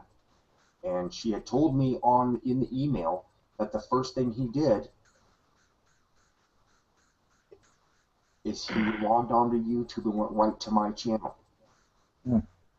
And that kind of, you know, that makes me realize that this gimpy little go-kart crap that I do actually has impact on some people. And it was just starting something simple. You know, I sat down. Initially, what I did is I sat down and I realized, man, this lawn mowing stuff isn't going to really help out for me. It's not going to keep existing. It drops out in the wintertime. I need to figure out something to do. I need to figure out what kind of things I have to my access right now that I can start making money on. Mhm. And I sat down and okay, I got a welder. All right, I got a chop saw. I can build simple little steel things. Great. Oh wait, I got a CAD program too, computer-aided drafting program. All right. Well, maybe I should start doing builds of something and start selling the plans. So I figured out, even though I had these simple little things in front of me, what could I do to make an impact? What could I do to make a little bit of money?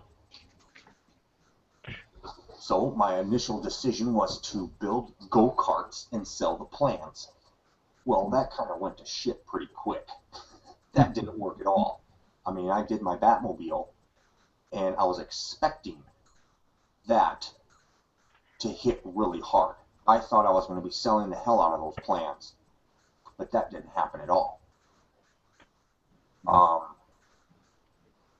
So I pretty much gave up on that.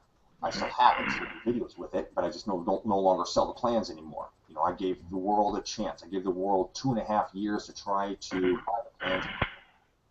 They gimped out, so I no longer sell them. I no longer offer them or anything. So I moved on to other plans and other stuff, realizing that I'm not really selling much of the go-kart plans, but I am making a little bit more off of the YouTube videos. By choosing the first route to sell the plans and make money off the plans, doing the YouTube stuff took over. Hmm. So I stuck with the YouTube stuff. Couple things. So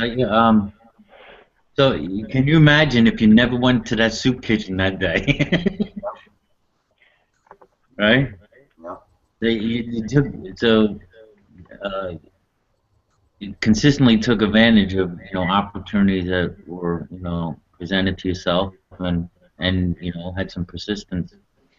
And I mean, from all I'm hearing, to me that's success there. You're doing something you love doing, you're making a living at it, and you're helping others do it. and you're inspiring others. You know, especially like that boy. I mean that's some story. Here he is loses his father, and and comes here, and it's almost like you know you were being a part of his dad there for a moment. Yeah. That's powerful. Yeah. But I've also noticed just another thing. Especially you can see it on YouTube. You'll hear people talk about do something that you love. Mhm. You're never going to be happy unless you do something you enjoy doing. Yep. There is kind of a problem with that.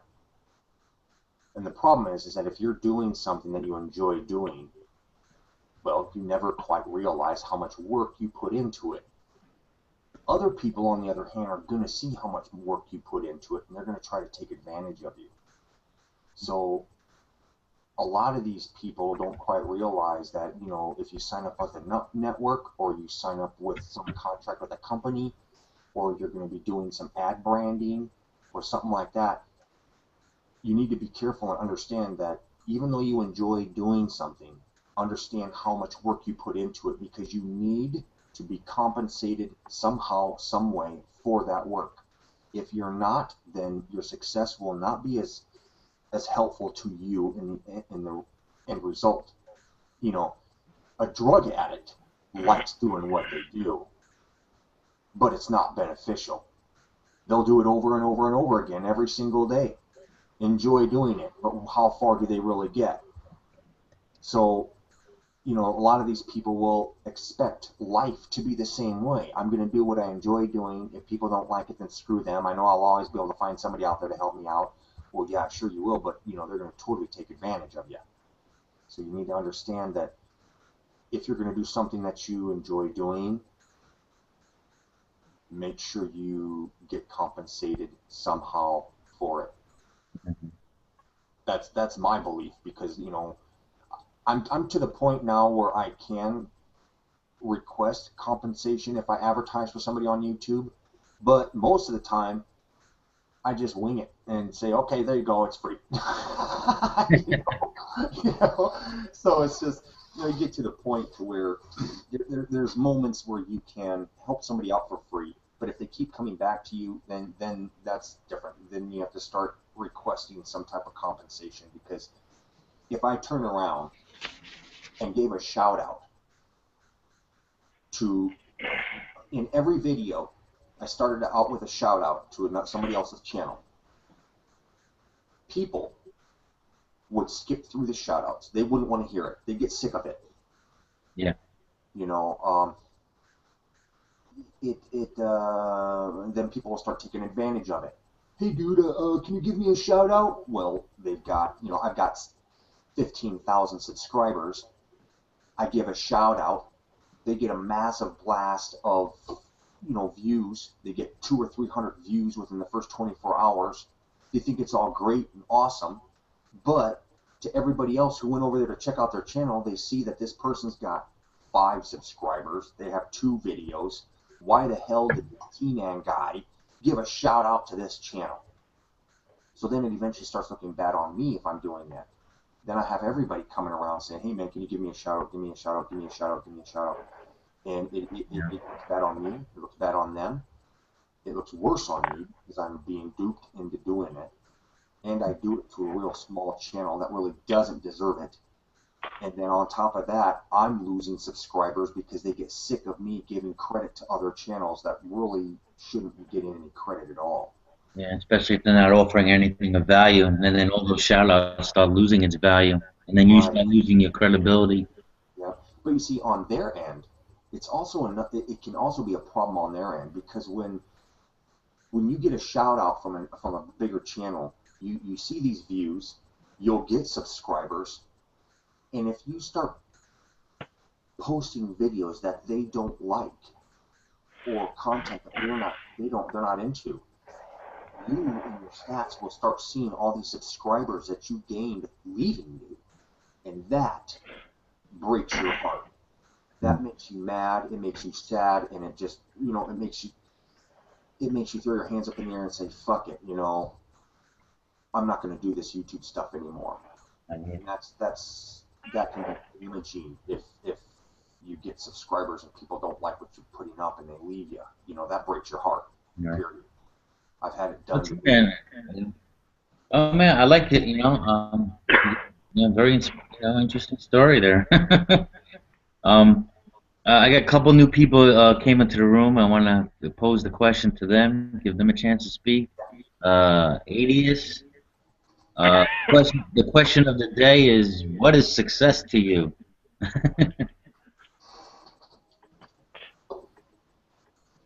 Are you there, Adius? Success is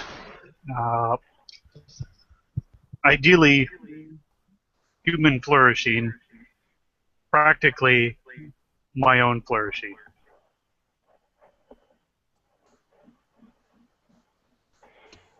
Should you clarify what flourishing means? One can actually be accomplished to a degree. The other one is totally unrealistic. Well, what is flourishing at all, though? Being awesome. Yeah, it's loving your life, having the stuff you need. You know, basically, it's having everything you need to survive and being happy. That's pretty much what it is. This is the sort of question no one really asked me either.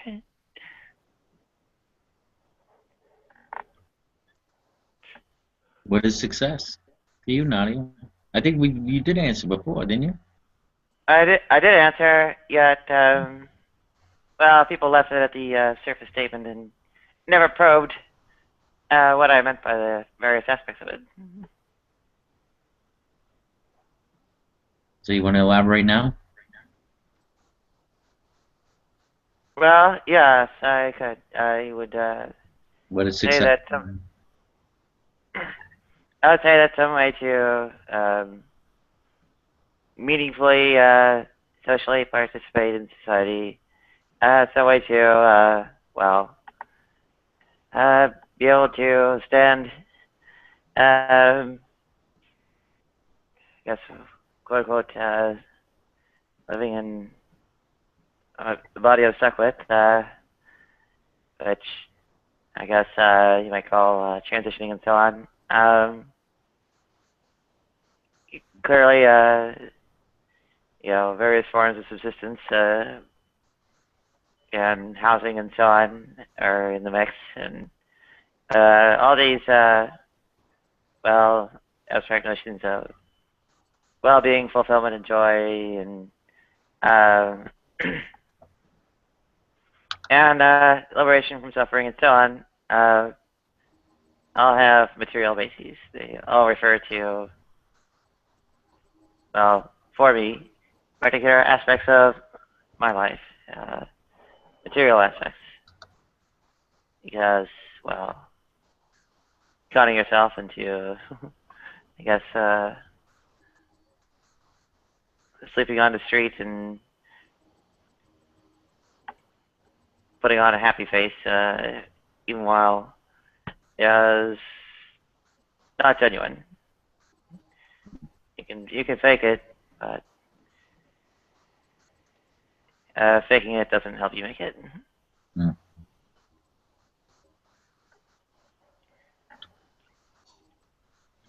Webster Dictionary, and it's I'm looking at Webster, and I would have to. It's amazing. The first line, it says the fact of getting or achieving wealth, respect, or fame. I like the second one, the correct or desired result of an attempt. That's a definition of success. Who else we got? Clayton. How you doing, Clayton? Ahoy! You want to tell us what is success to you? I think You're broken up there, buddy.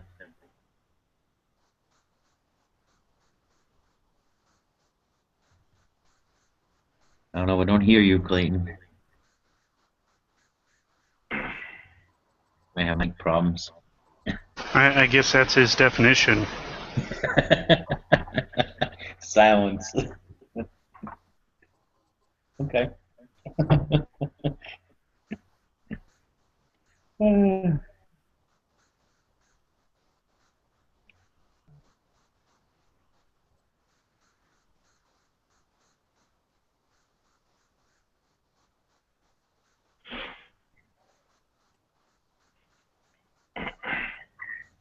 Well, I had a question. I threw it out there. Got everybody's input.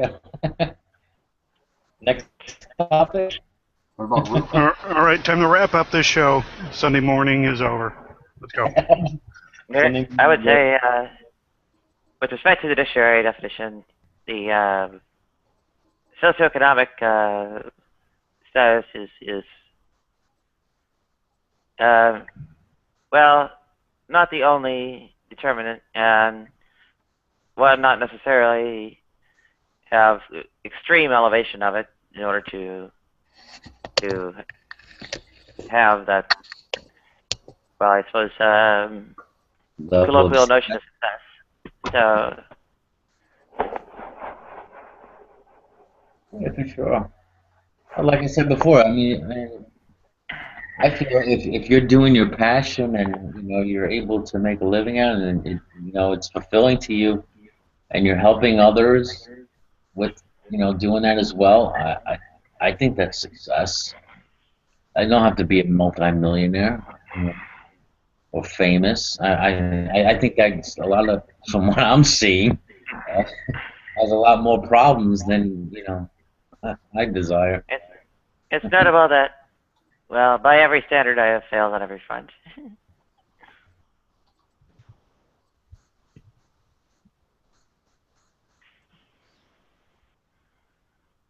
Okay, did I make it in? I'm sorry? As soon as you came to me and asked the question, my entire computer froze. And it was not, and I tried to get it to work, but I was not successful. And I think that's symbolic. Must have been Loki. I'm deriving meaning from this. Anyway, success for me is technology working. Yeah, I was gonna say being able to reboot your computer. I did that. I had to reboot and fuck around with everything. I don't know. Google Plus is the only thing that does this to my computer. It's like it's raping my computer on a daily basis. That's it's a good analogy. Sometimes we have to press the reset button in our lives, right? God damn it! Don't make this actually meaningful. I was being a dick. Why not?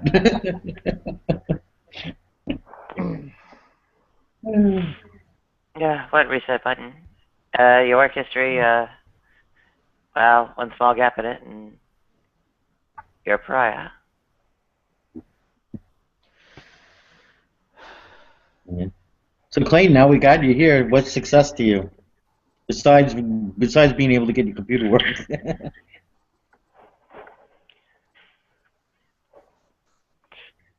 Don't tell me. Every time I ask the question, his computer goes down now. No. Okay. All right. I have a very similar opinion to Adius. And right now success.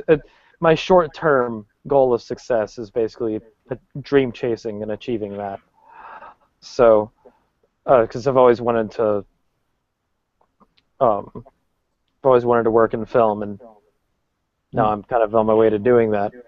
Well, I am doing it, so it's just building the career that I've always wanted to do. So that's, as far as right now is concerned, that's what success is to me. But I think that there is definitely a much broader picture. What kind of films are you interested in making? I mean, right now I've been doing some horror stuff, but honestly, it's just I'm not really restricted to a certain type of film. I just like. I mean, you have a personal preference? Well, no, that's kind of what I was saying, is that I like all kinds of things. Oh, okay. So, what I find most important is a solid script, and I think that anything can have a solid if anything has a solid script, it can be good.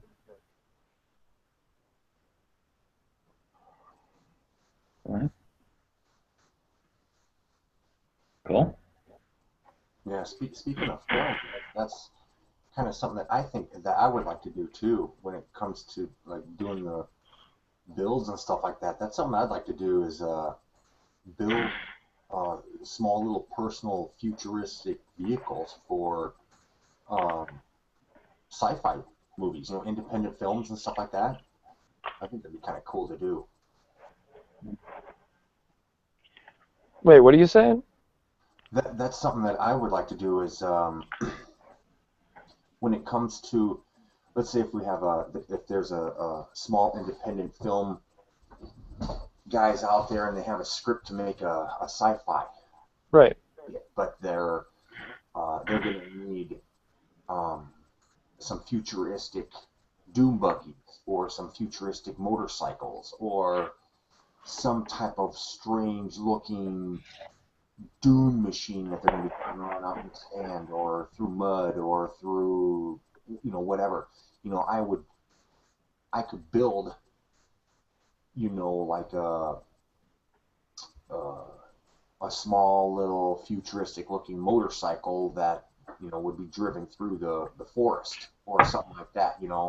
Have guns on the sides and that kind of stuff for some type of sci-fi flick.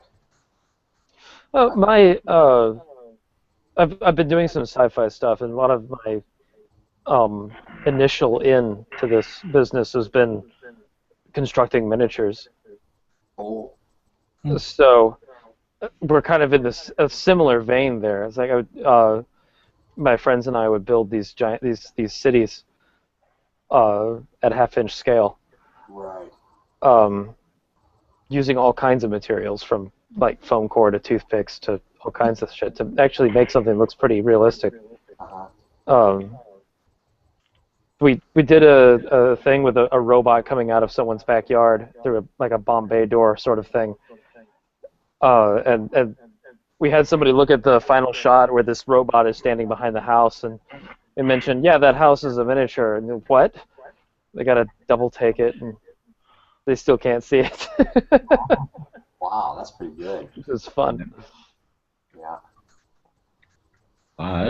So what city are you in, T-Man? I live up here in Missoula, Montana. Ah, very far away from anything filmmaking related. Yeah. I'm kind of restricted to, Atlanta, New York, LA. And I live in Atlanta because that's where the work is right now. Yeah. And I went to LA for a little while because I was thinking about moving there, and then I heard from some other friends of mine who made the mistake of moving there. If you want to do production, like the actual shooting, which is what I like doing, then you need to stay the fuck in Atlanta. So I was like, all right, cool. Yeah. Going back. Same with New York. All those places are losing business right now. They're losing it all to the south. Yeah, it seems like it. I've been hearing the same thing. I've been hearing that there's a good amount of stuff going on in Denver, Colorado. There's some stuff going on in Utah. I've heard about that. But I don't know who's doing it. I don't know of any production site, people down there. But I've heard that primarily from a guy on Facebook. Oh, I was talking to Nadia about this a little while ago. Then if you want to, a good first step is looking up the state's film commission website. And sometimes there's a directory of people that do that kind of thing, and you can just send your portfolio and emails to people that are in the department you're interested in. Like you would be prop making an art department. Uh-huh. So you can look at the film commission and look up prop making art department kind of stuff and start sending emails to people in the states. I know Montana has tried to get a film industry going. Like they'll actually pay people to film there. Yeah. So if you get in contact with Montana's film commission and let them know that you're production ready, That'd be they interesting. could hook you up with something.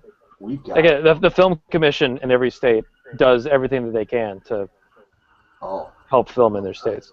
The big guys that are in my same hometown here. Well, actually, one of them is I don't think I've ever had the pleasure of ever meeting him. Is Hank Green? Mm. You ever heard of him? No. He's one of there's Hank and there's John, and they're the Vlog brothers. And oh yeah. Yeah, they're the ones who started VidCon. Hmm. Yeah, pretty crazy behind that. They just said, hey, we need to figure out a place to create, have a bunch of people meet up and talk about videos and making videos and stuff, and they started VidCon back in 2000, I think 7 or something like that, 7 or 8 or 2008, and then after that, it's just exploded, and it's like a thing now. They get so much money for doing that. Oh, God, that's insane. But I've never had a chance to meet them, and they're the actual biggest YouTubers that live anywhere. So, but they are, they're a big item too. I wonder if they're actually listed in the states.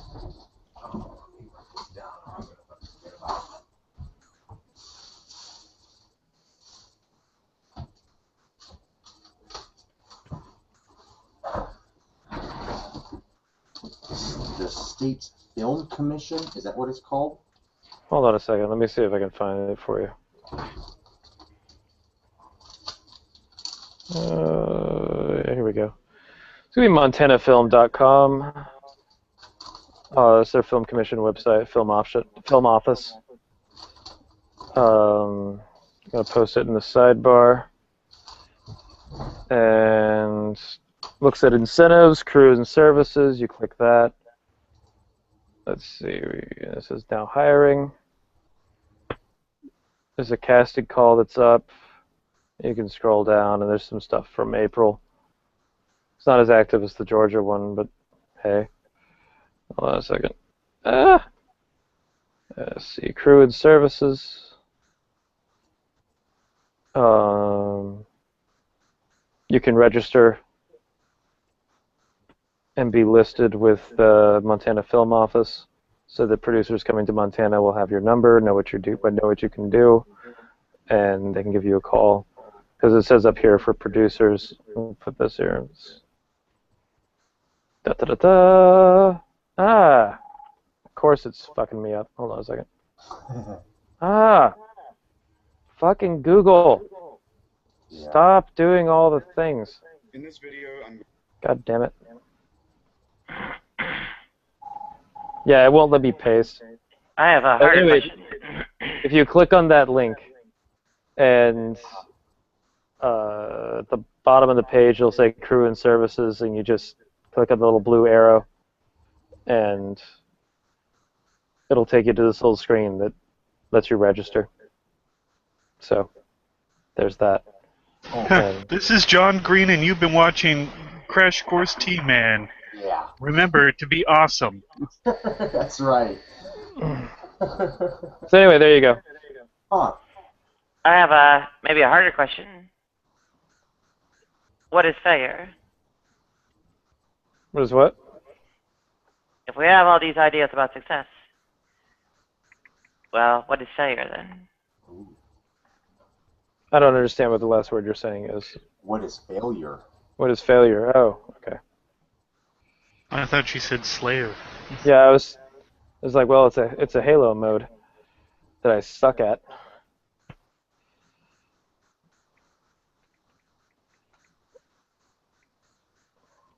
Failure is not success.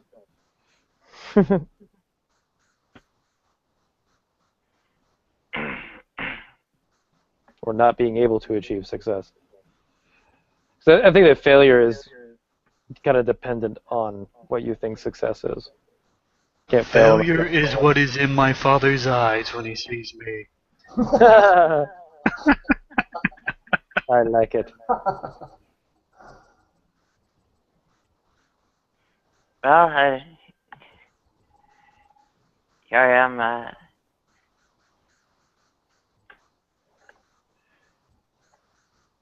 And I have quite a number of ways to, I guess, point at things and say, well, there's failure pretty much on all fronts.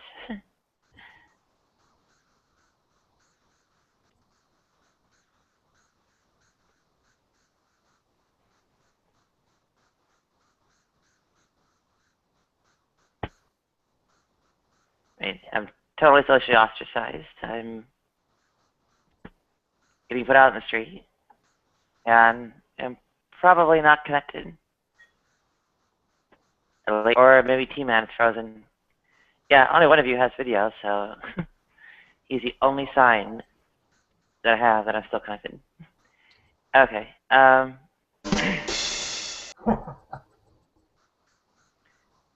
was irritating. Well, my suffering doesn't let up from quote-unquote transitioning. I'm freaking clearly not contributing to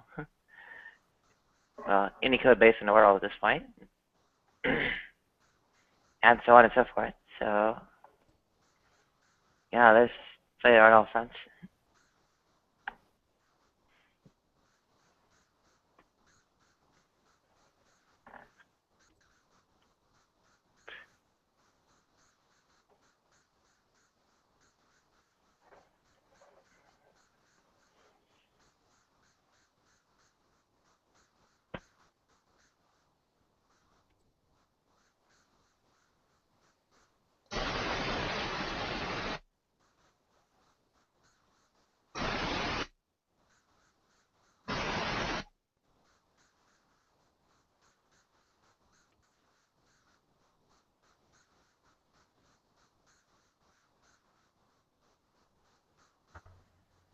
What happened? So silent.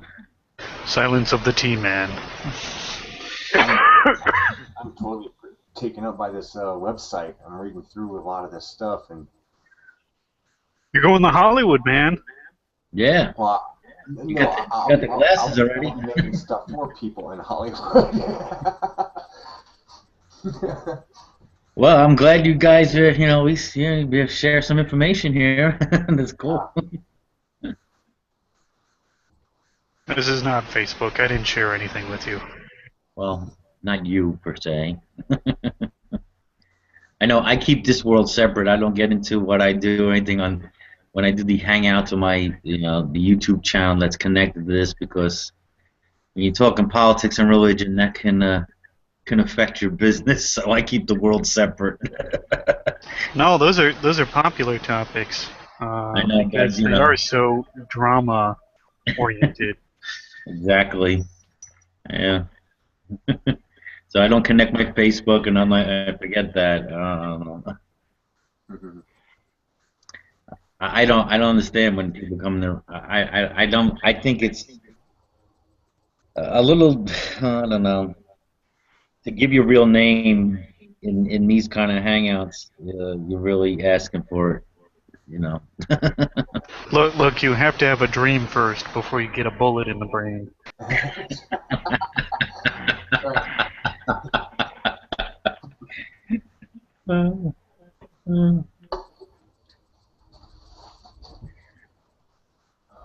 I think I'd much rather dodge that bullet.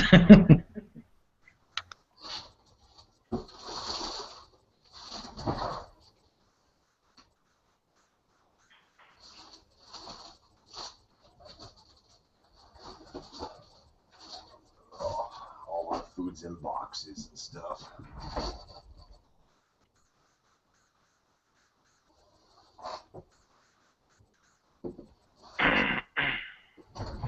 Finally getting all that stuff moved in, huh? Yeah, pretty much. Yeah. This is first night there, right? You said. Yeah. First night actually spending here. And you're spending it with us. Yeah, I'm going to bed here pretty quick. I mean, it's going on 2 o'clock here, so. Yeah. 4 a.m. here. Yeah, if I already had everything all set up, if I can get my computer, so right now I'm talking off of my girlfriend's computer here, or wife, whatever you want to call her, but she's, her system's not set up as good as mine because I've got a better camera on my computer. I've got certain things, plugged into my computer and stuff that makes my computer operate a little better than hers does because I do all the editing and all that kind of crap with YouTube and live video and all this other kind of stuff. So I'll be setting my stuff up downstairs in the basement. And It's going to be a man cave, right? kind of. That's where you belong, below the ground. Yes. I'm gonna have. We want to set up the basement as like a little area where all our little hobbies are gonna be. Crystal wants to get into sewing. She wants to get a sewing machine and stuff. I'd like to get into a few things that I'd like to get into is I'd like to get into canning, making, the jars of food, canning. I'd like to get into that, and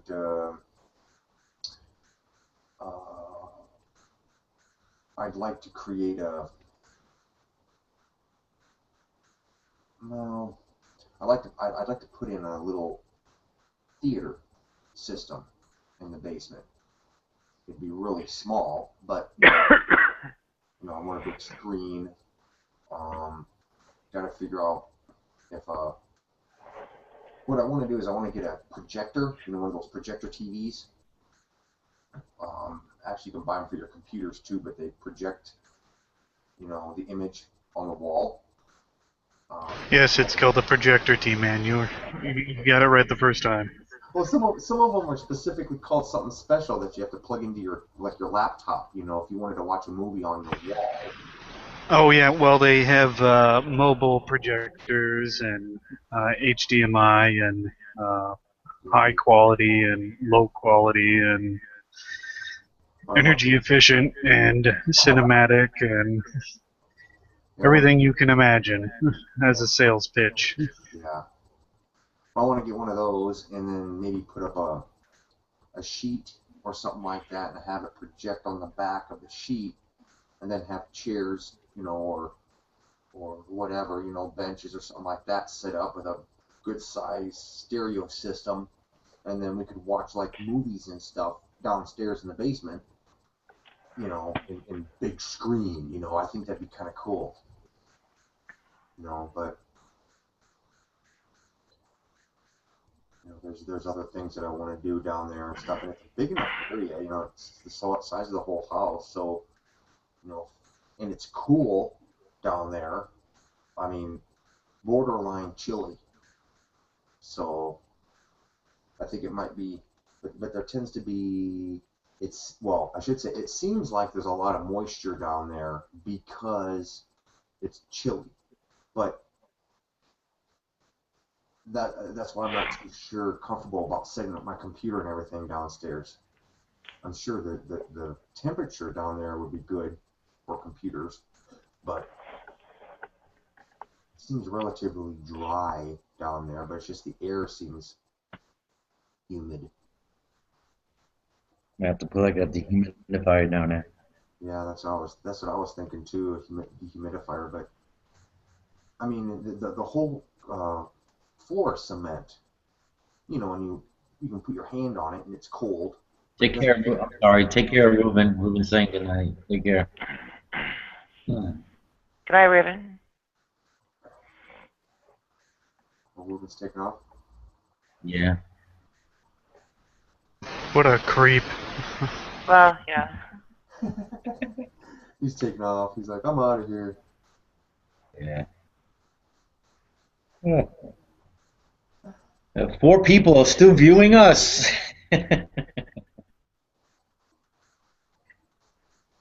So Yeah, we've got my man cave is not actually. My man cave is not. I don't have a basement, but my man cave is actually the second floor. So I don't know what you would call that. man, attic. No, man attic. The man attic. Yeah. the crow's nest. The crow's nest. I'm going up to the crow's nest. My man nest. Yeah. We got it. No, J Dubs is not here. You may leave.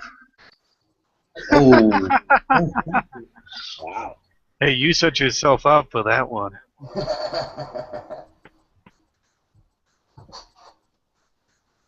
Man, you kind of shocked me there because I don't think I ever seen him tell anybody to go fuck themselves.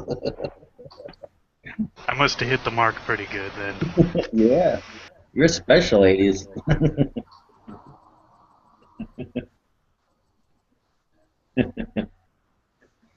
Wow. Okay. We got a big birthday party tomorrow.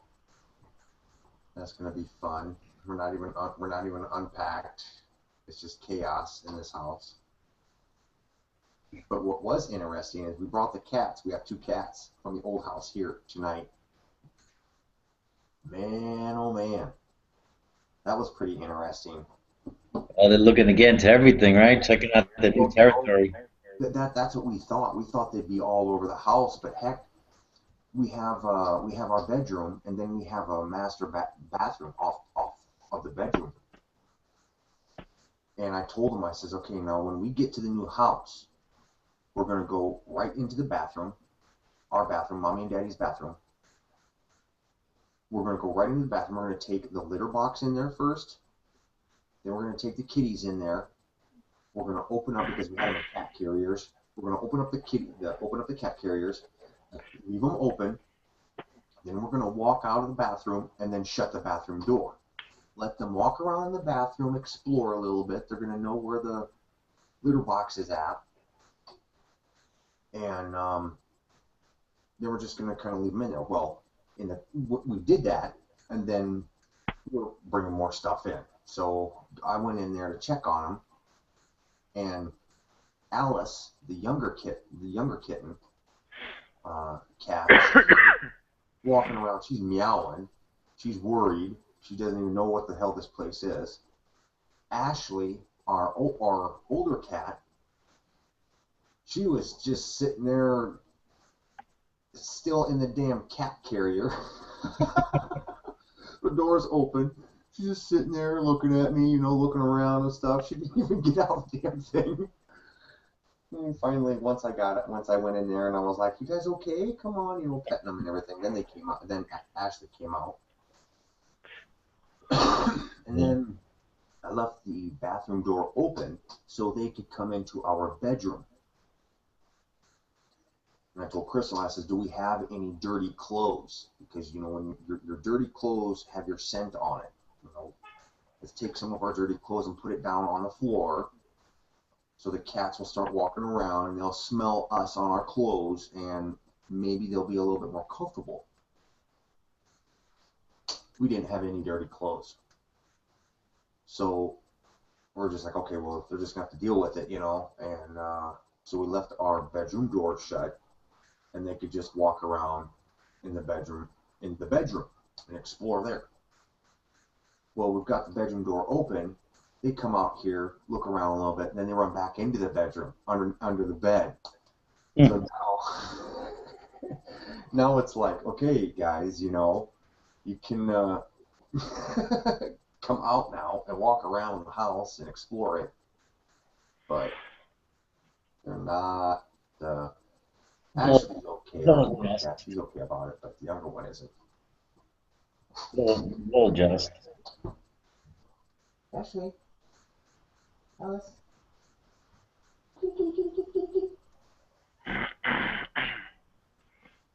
I have a cat as well, and by no means do I allow them in the bedroom. I don't know. It's just a rule with me, especially now this time of season where they're shedding their fur. And it's like, I do not want that, you know, in the bedroom, in my bed. I just no. My cat knows not to go on my couch too, you know. She's got her little, you know, she'll, you know, uh, she's got, you know, her chair or two that she can go on. But, you know, she pretty much knows not on the couch and not anywhere where I'm going to be often. I don't want to be having your fur stuck to me or anything. Mm, Just the way I am. yeah.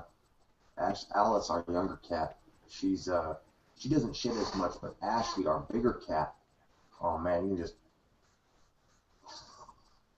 you know. Yeah. Luckily, both of them are not long hairs. They're both short haired cats. So, you know, they shed, but not to the point to where it's too bad. You know, I've seen some people, you know, the long haired cats are the worst.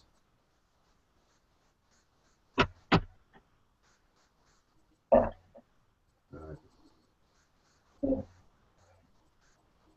you know,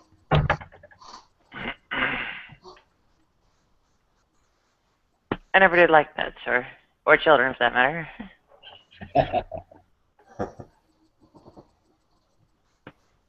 I love kids as long as they're other people's kids. yeah, as long as they're other people's kids, yeah. Uh, Well, I don't love kids so much as I love confusing other people's kids. Yeah. Yeah. I remember me and Crystal got into a fight one time. I mean, it was a fight, and we were yelling back and forth, and she said something about how you know our kids are good. You know, our kids you know, our kids are, they got clean clothes on, they've got, you know, cut hair, you know, they're not all dirty. You know, we've got good kids, and I was like, no, that is not what dictates a good kid. What dictates a good kid is how well that kid can be tolerated by adults. That's what dictates a good kid.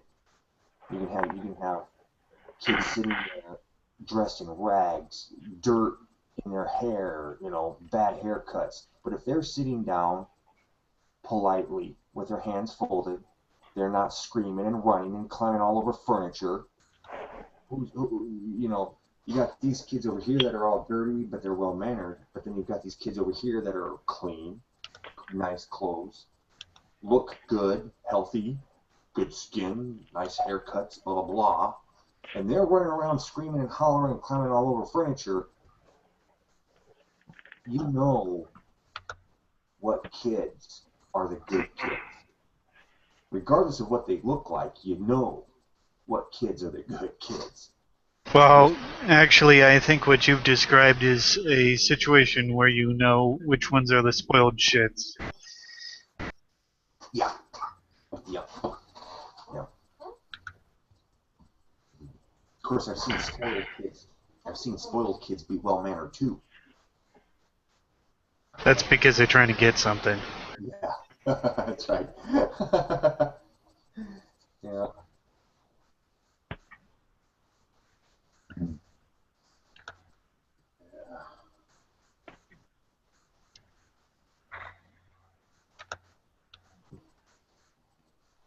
So, Ruben is a libertarian? I think so. That's what he was talking about. He's trying to get more people to be libertarians.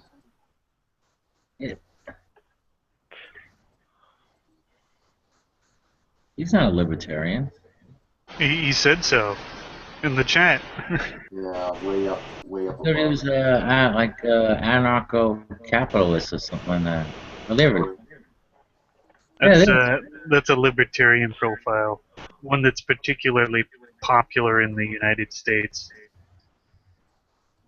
and particularly odious. Well, here I'm seeing up here. Prescott was asking him, "Are you libertarian, or are you just encountering more libertarians?" And he says, "Anarcho-capitalist, to be specific." Okay, okay, I see now. I see what the conversation went. All right. Hmm.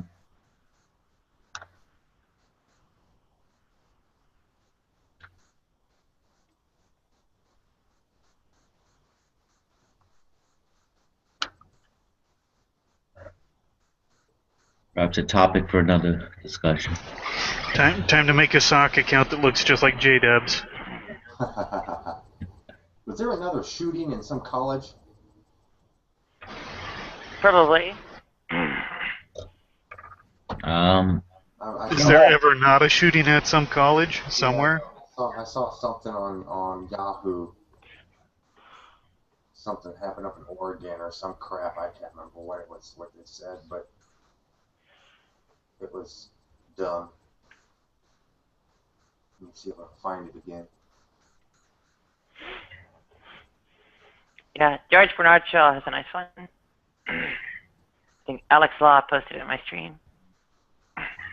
The more I see the money classes, the more I understand the guillotine.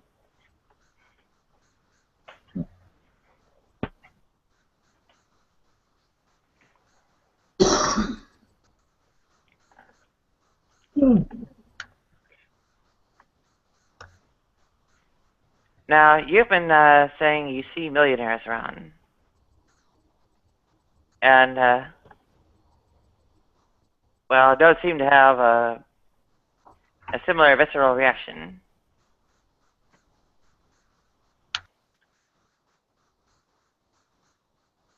What is your take on it, T-Man? Oh, I'm sorry, I didn't hear you. What was that, Nadia? I read a George Bernard Shaw quote. Was, the more I see the moneyed classes, the more I understand the guillotine.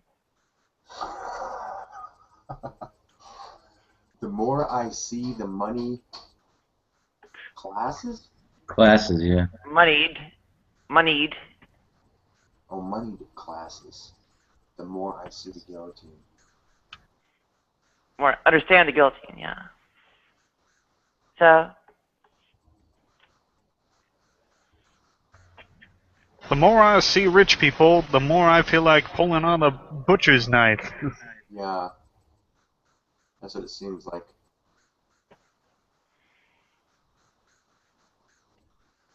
I would have to probably agree with that one. The more you, because it's I don't know. It's, I can hear all these stories about how it's a dog eat dog world, where you squash everybody who gets in your way, but you really don't get anywhere doing that.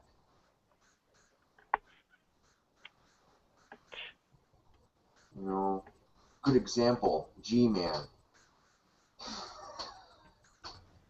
G-Man?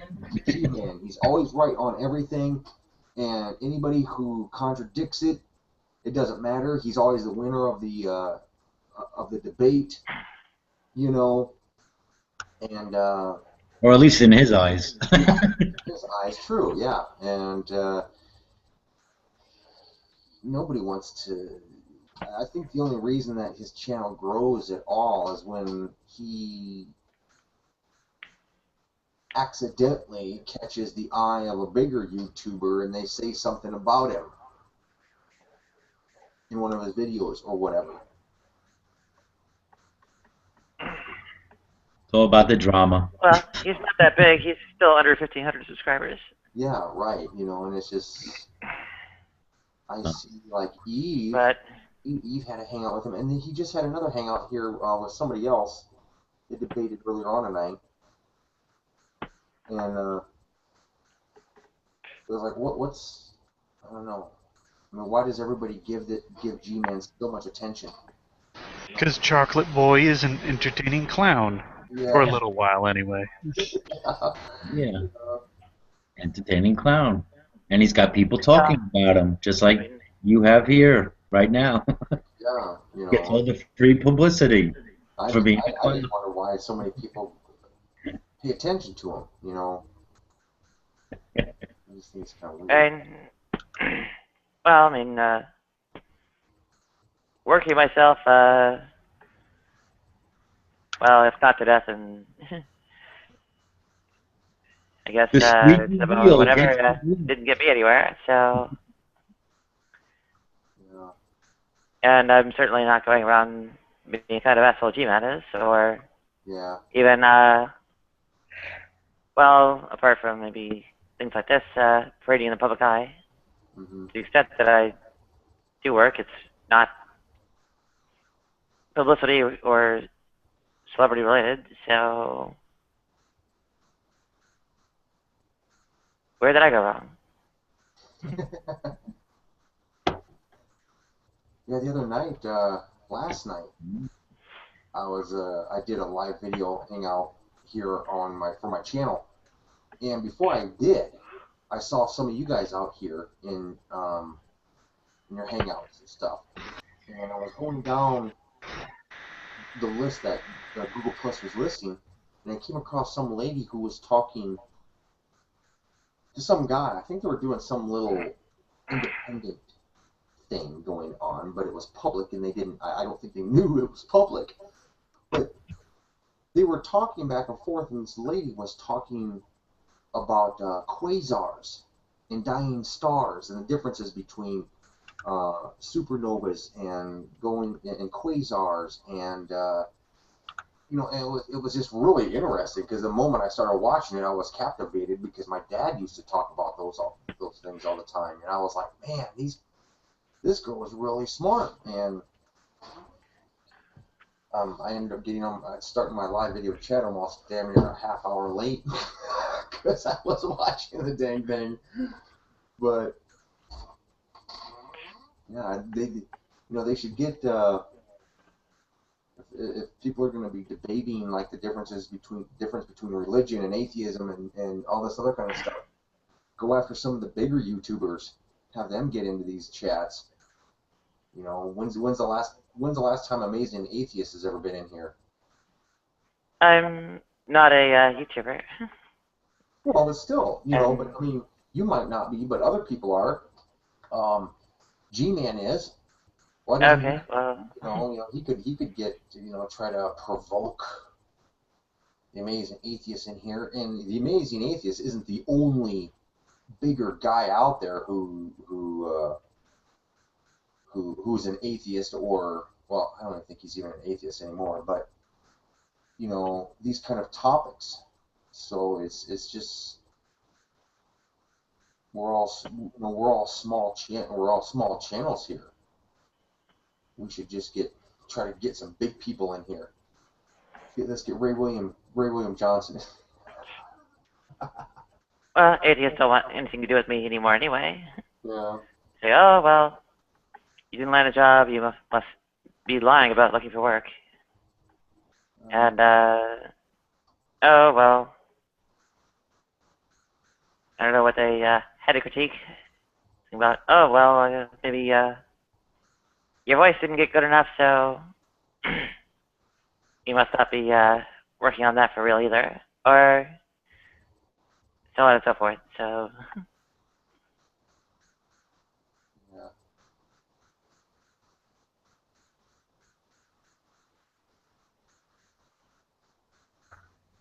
I do not foresee the conversation between Chocolate Boy and TJ to be very fruitful. Well, no, but it would be interesting.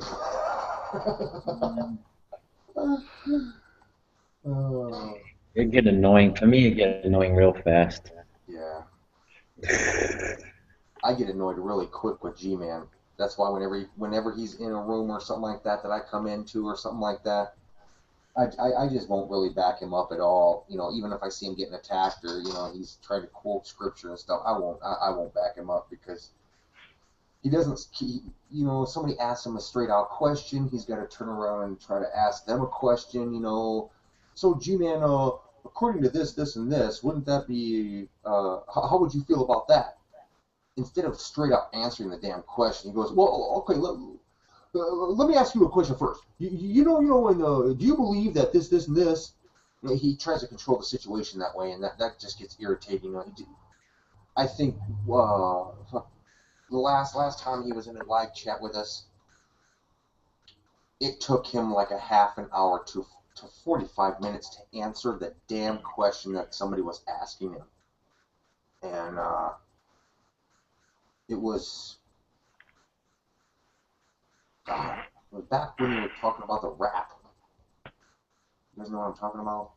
He's not real big on answering questions that he knows that his answer is not going to work to his favor, or he just doesn't like the question, right? Either that or he feels like he's going to be trapped by something. Somebody asks him a straight out question, how do you feel about Jews? Well, let me ask you a question first. How do you think, no. Just how do you feel about Jews, dude? It's that simple. Well, I don't like Jews, because they scream too loud when you stick them in an oven.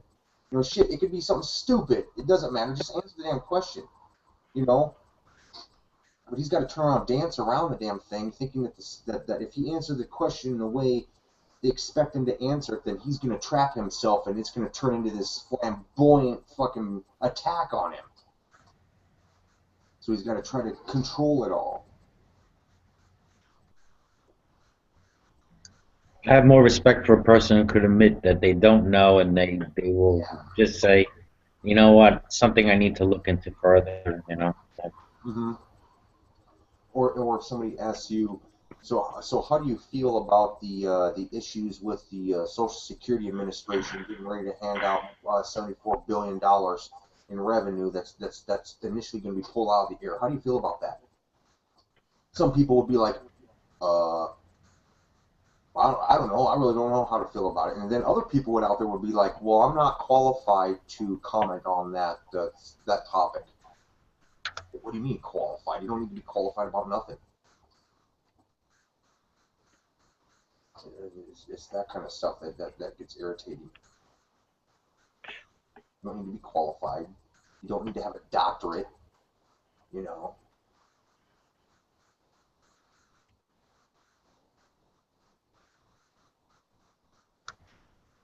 Maybe they'd understand if they had kids. When you become a parent, you become psychic, and you know what people are going to do because you see your kids doing it. Your kids will come up and ask you a specific question because you know it's going to lead to something else. So you give them a generalized answer, so later on, they can't use that as an excuse. Well, you told me to do this and do that. No, I didn't. I said stay away from it. You don't need to know why it's bad. Just stay away from it. And then they proceed to ask Mom. Yes. Yep. Yeah, they do. Yeah. And if Mom says okay, then Mom's got to deal with Daddy then. What are you doing? Yeah. Oh yeah, kids quickly. From my brother had older kids. He has 5 kids, and so being around them, kids quickly learn which parent they can easily sway more. That's something I told Crystal too. I was like, you got to, kids are like a river. They're going to flow where there's the least resistance. There you go. You say okay to everything, they know they're going to be coming to you and asking stuff from you. I'm like, that's not what you do. It's not what you do. Both parents have to be on the same page. United front. That's right. Cody's on this every once in a while. Well, he was for a while till I put a stop to it. He'll say, like, Dad, can I go get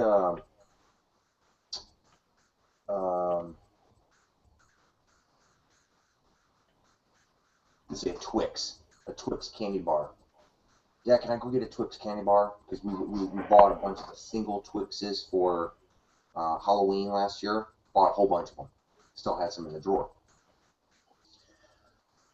I'd be like, yeah, sure, okay, but you can only have one. So what he would do is he would go into the house, he'd get 2 of them, he'd come outside, I'd catch him with 2, he'd see me come around the corner, and he'd be like, here, Dad, I got you one. Yeah, no you didn't. You took 2 and you were going to eat 2 until you saw me, and then you turned around and offered me one. Didn't give me one. No. Then I started realizing that he started doing that. I'm like, okay, thanks. Or here, wait, give me 2. You go get one more.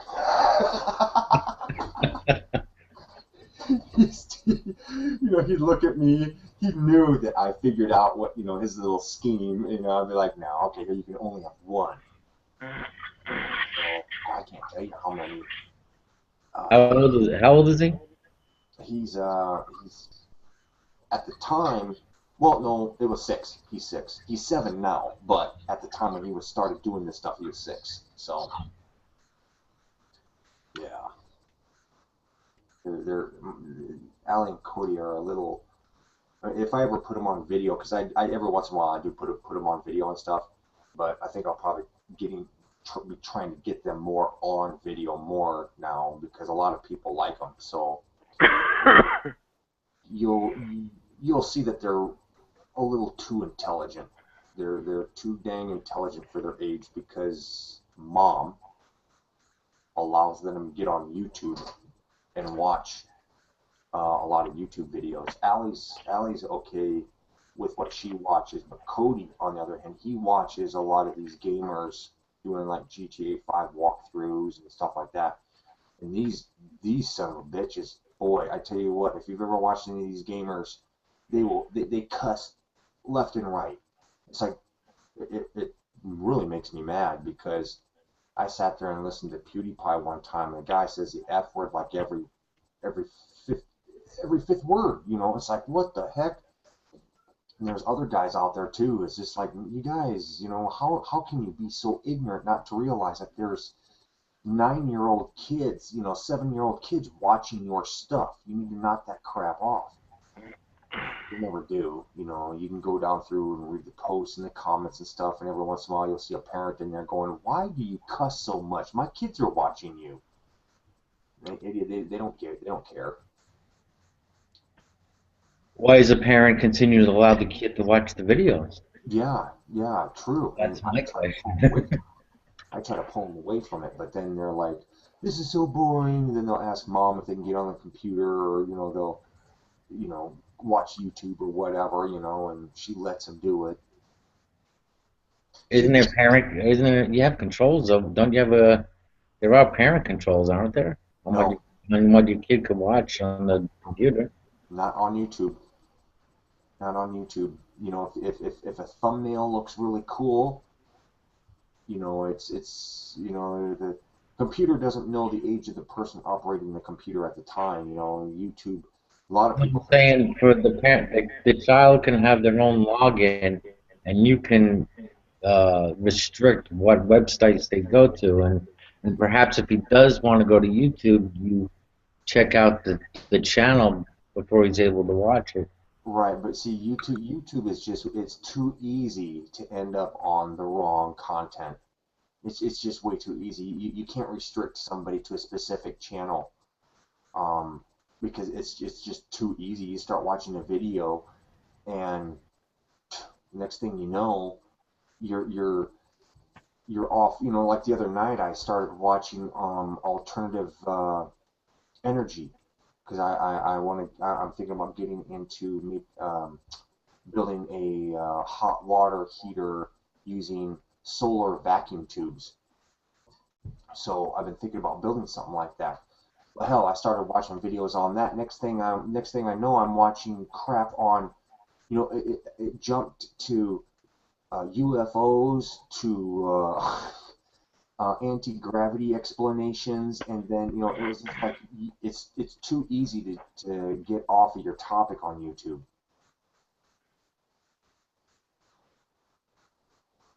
And you can't control what people are watching on YouTube unless the person who has the channel, who has the videos, they have an option now, is your content 18 plus?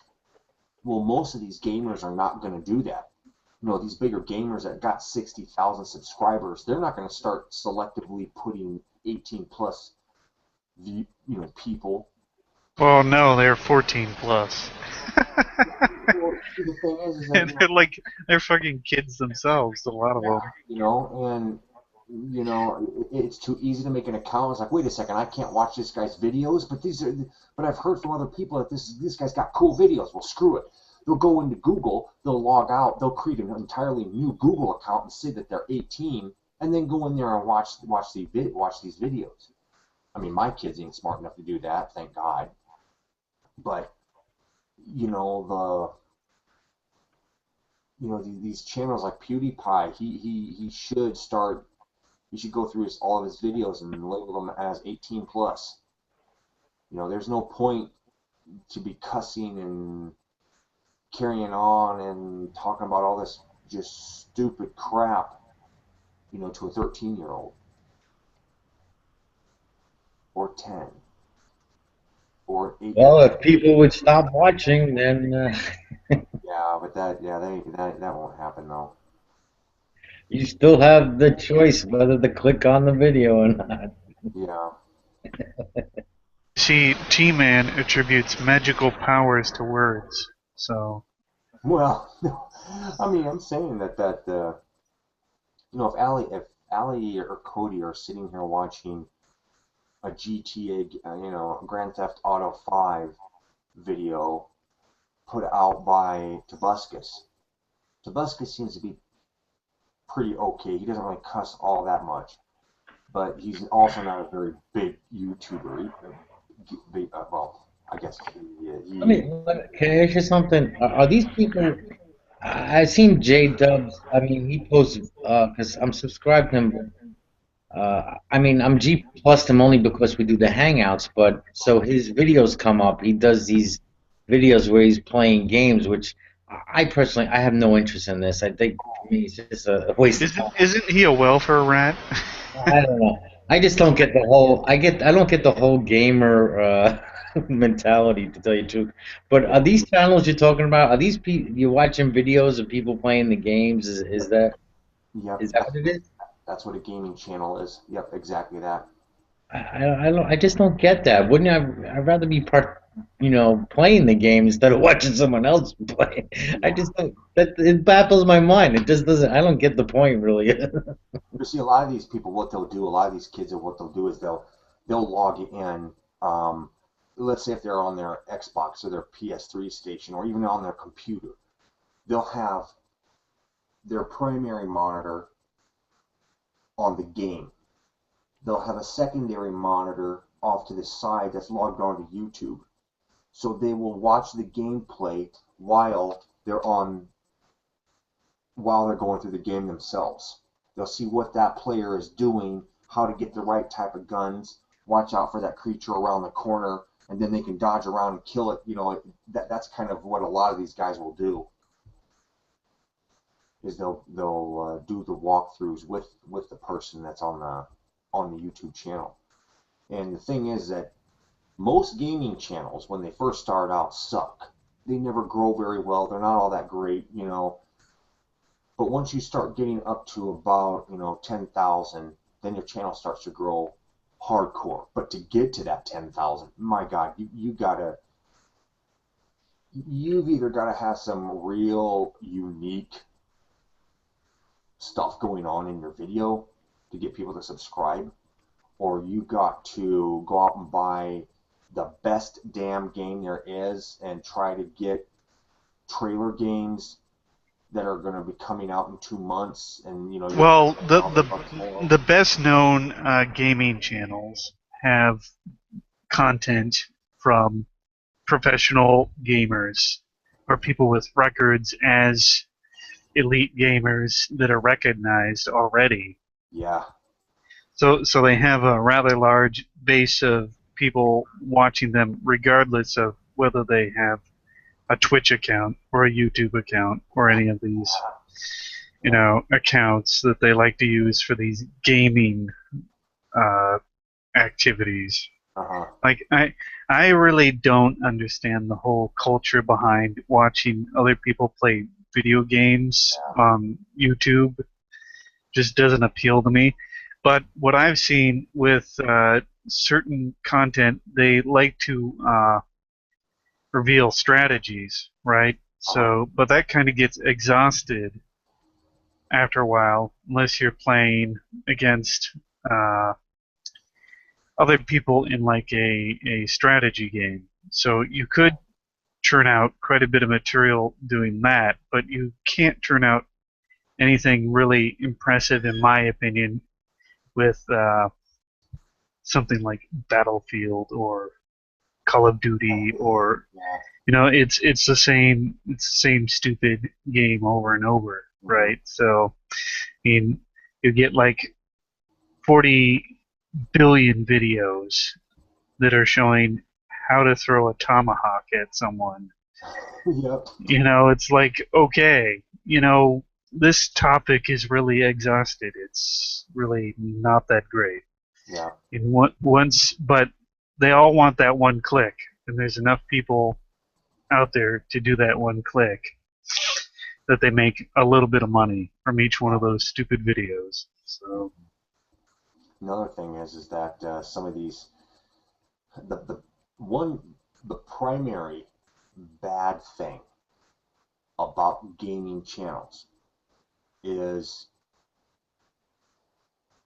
when you create videos, one of the things that you want to stay away from is timing your video. What that means is, you know how some of those bigger YouTubers will talk about something in the news. So-and-so just ended up having her boob fall out of her dress, blah, blah, blah. It's news. They talk about it. And because of their tags and their title of their video and stuff, the video gets a lot of views and they get some subscribers off of it. But that video is going to be completely worthless in a month or a week, let alone 2 years down the road. That's what they refer to as timing their videos. Gameplay videos are also that. The video games that are popular now are not going to be all that important 2 years from now. So YouTube is going to have this massive problem with all this damn video content that people just ain't going to be really watching anymore. And that's pretty bad. well, they can do what they've done in the past. I know they did. They purged content. You have unused content that has like no views. We're gonna delete your shit. Basically. They could do that too, and it's that's one reason why I'm kind of glad even the content that I do isn't timed. Some videos I do are timed, but most of my videos aren't. The build that I do tomorrow is still going to be viewable 2, 3, 4, 5 years down the road in the past, in the future. So that's what's good about how-to videos and that kind of stuff. If you show people how to do this and how to do that, or even this is what I do. Those videos. This is what I do. Not this is how you do it. This is how I do it.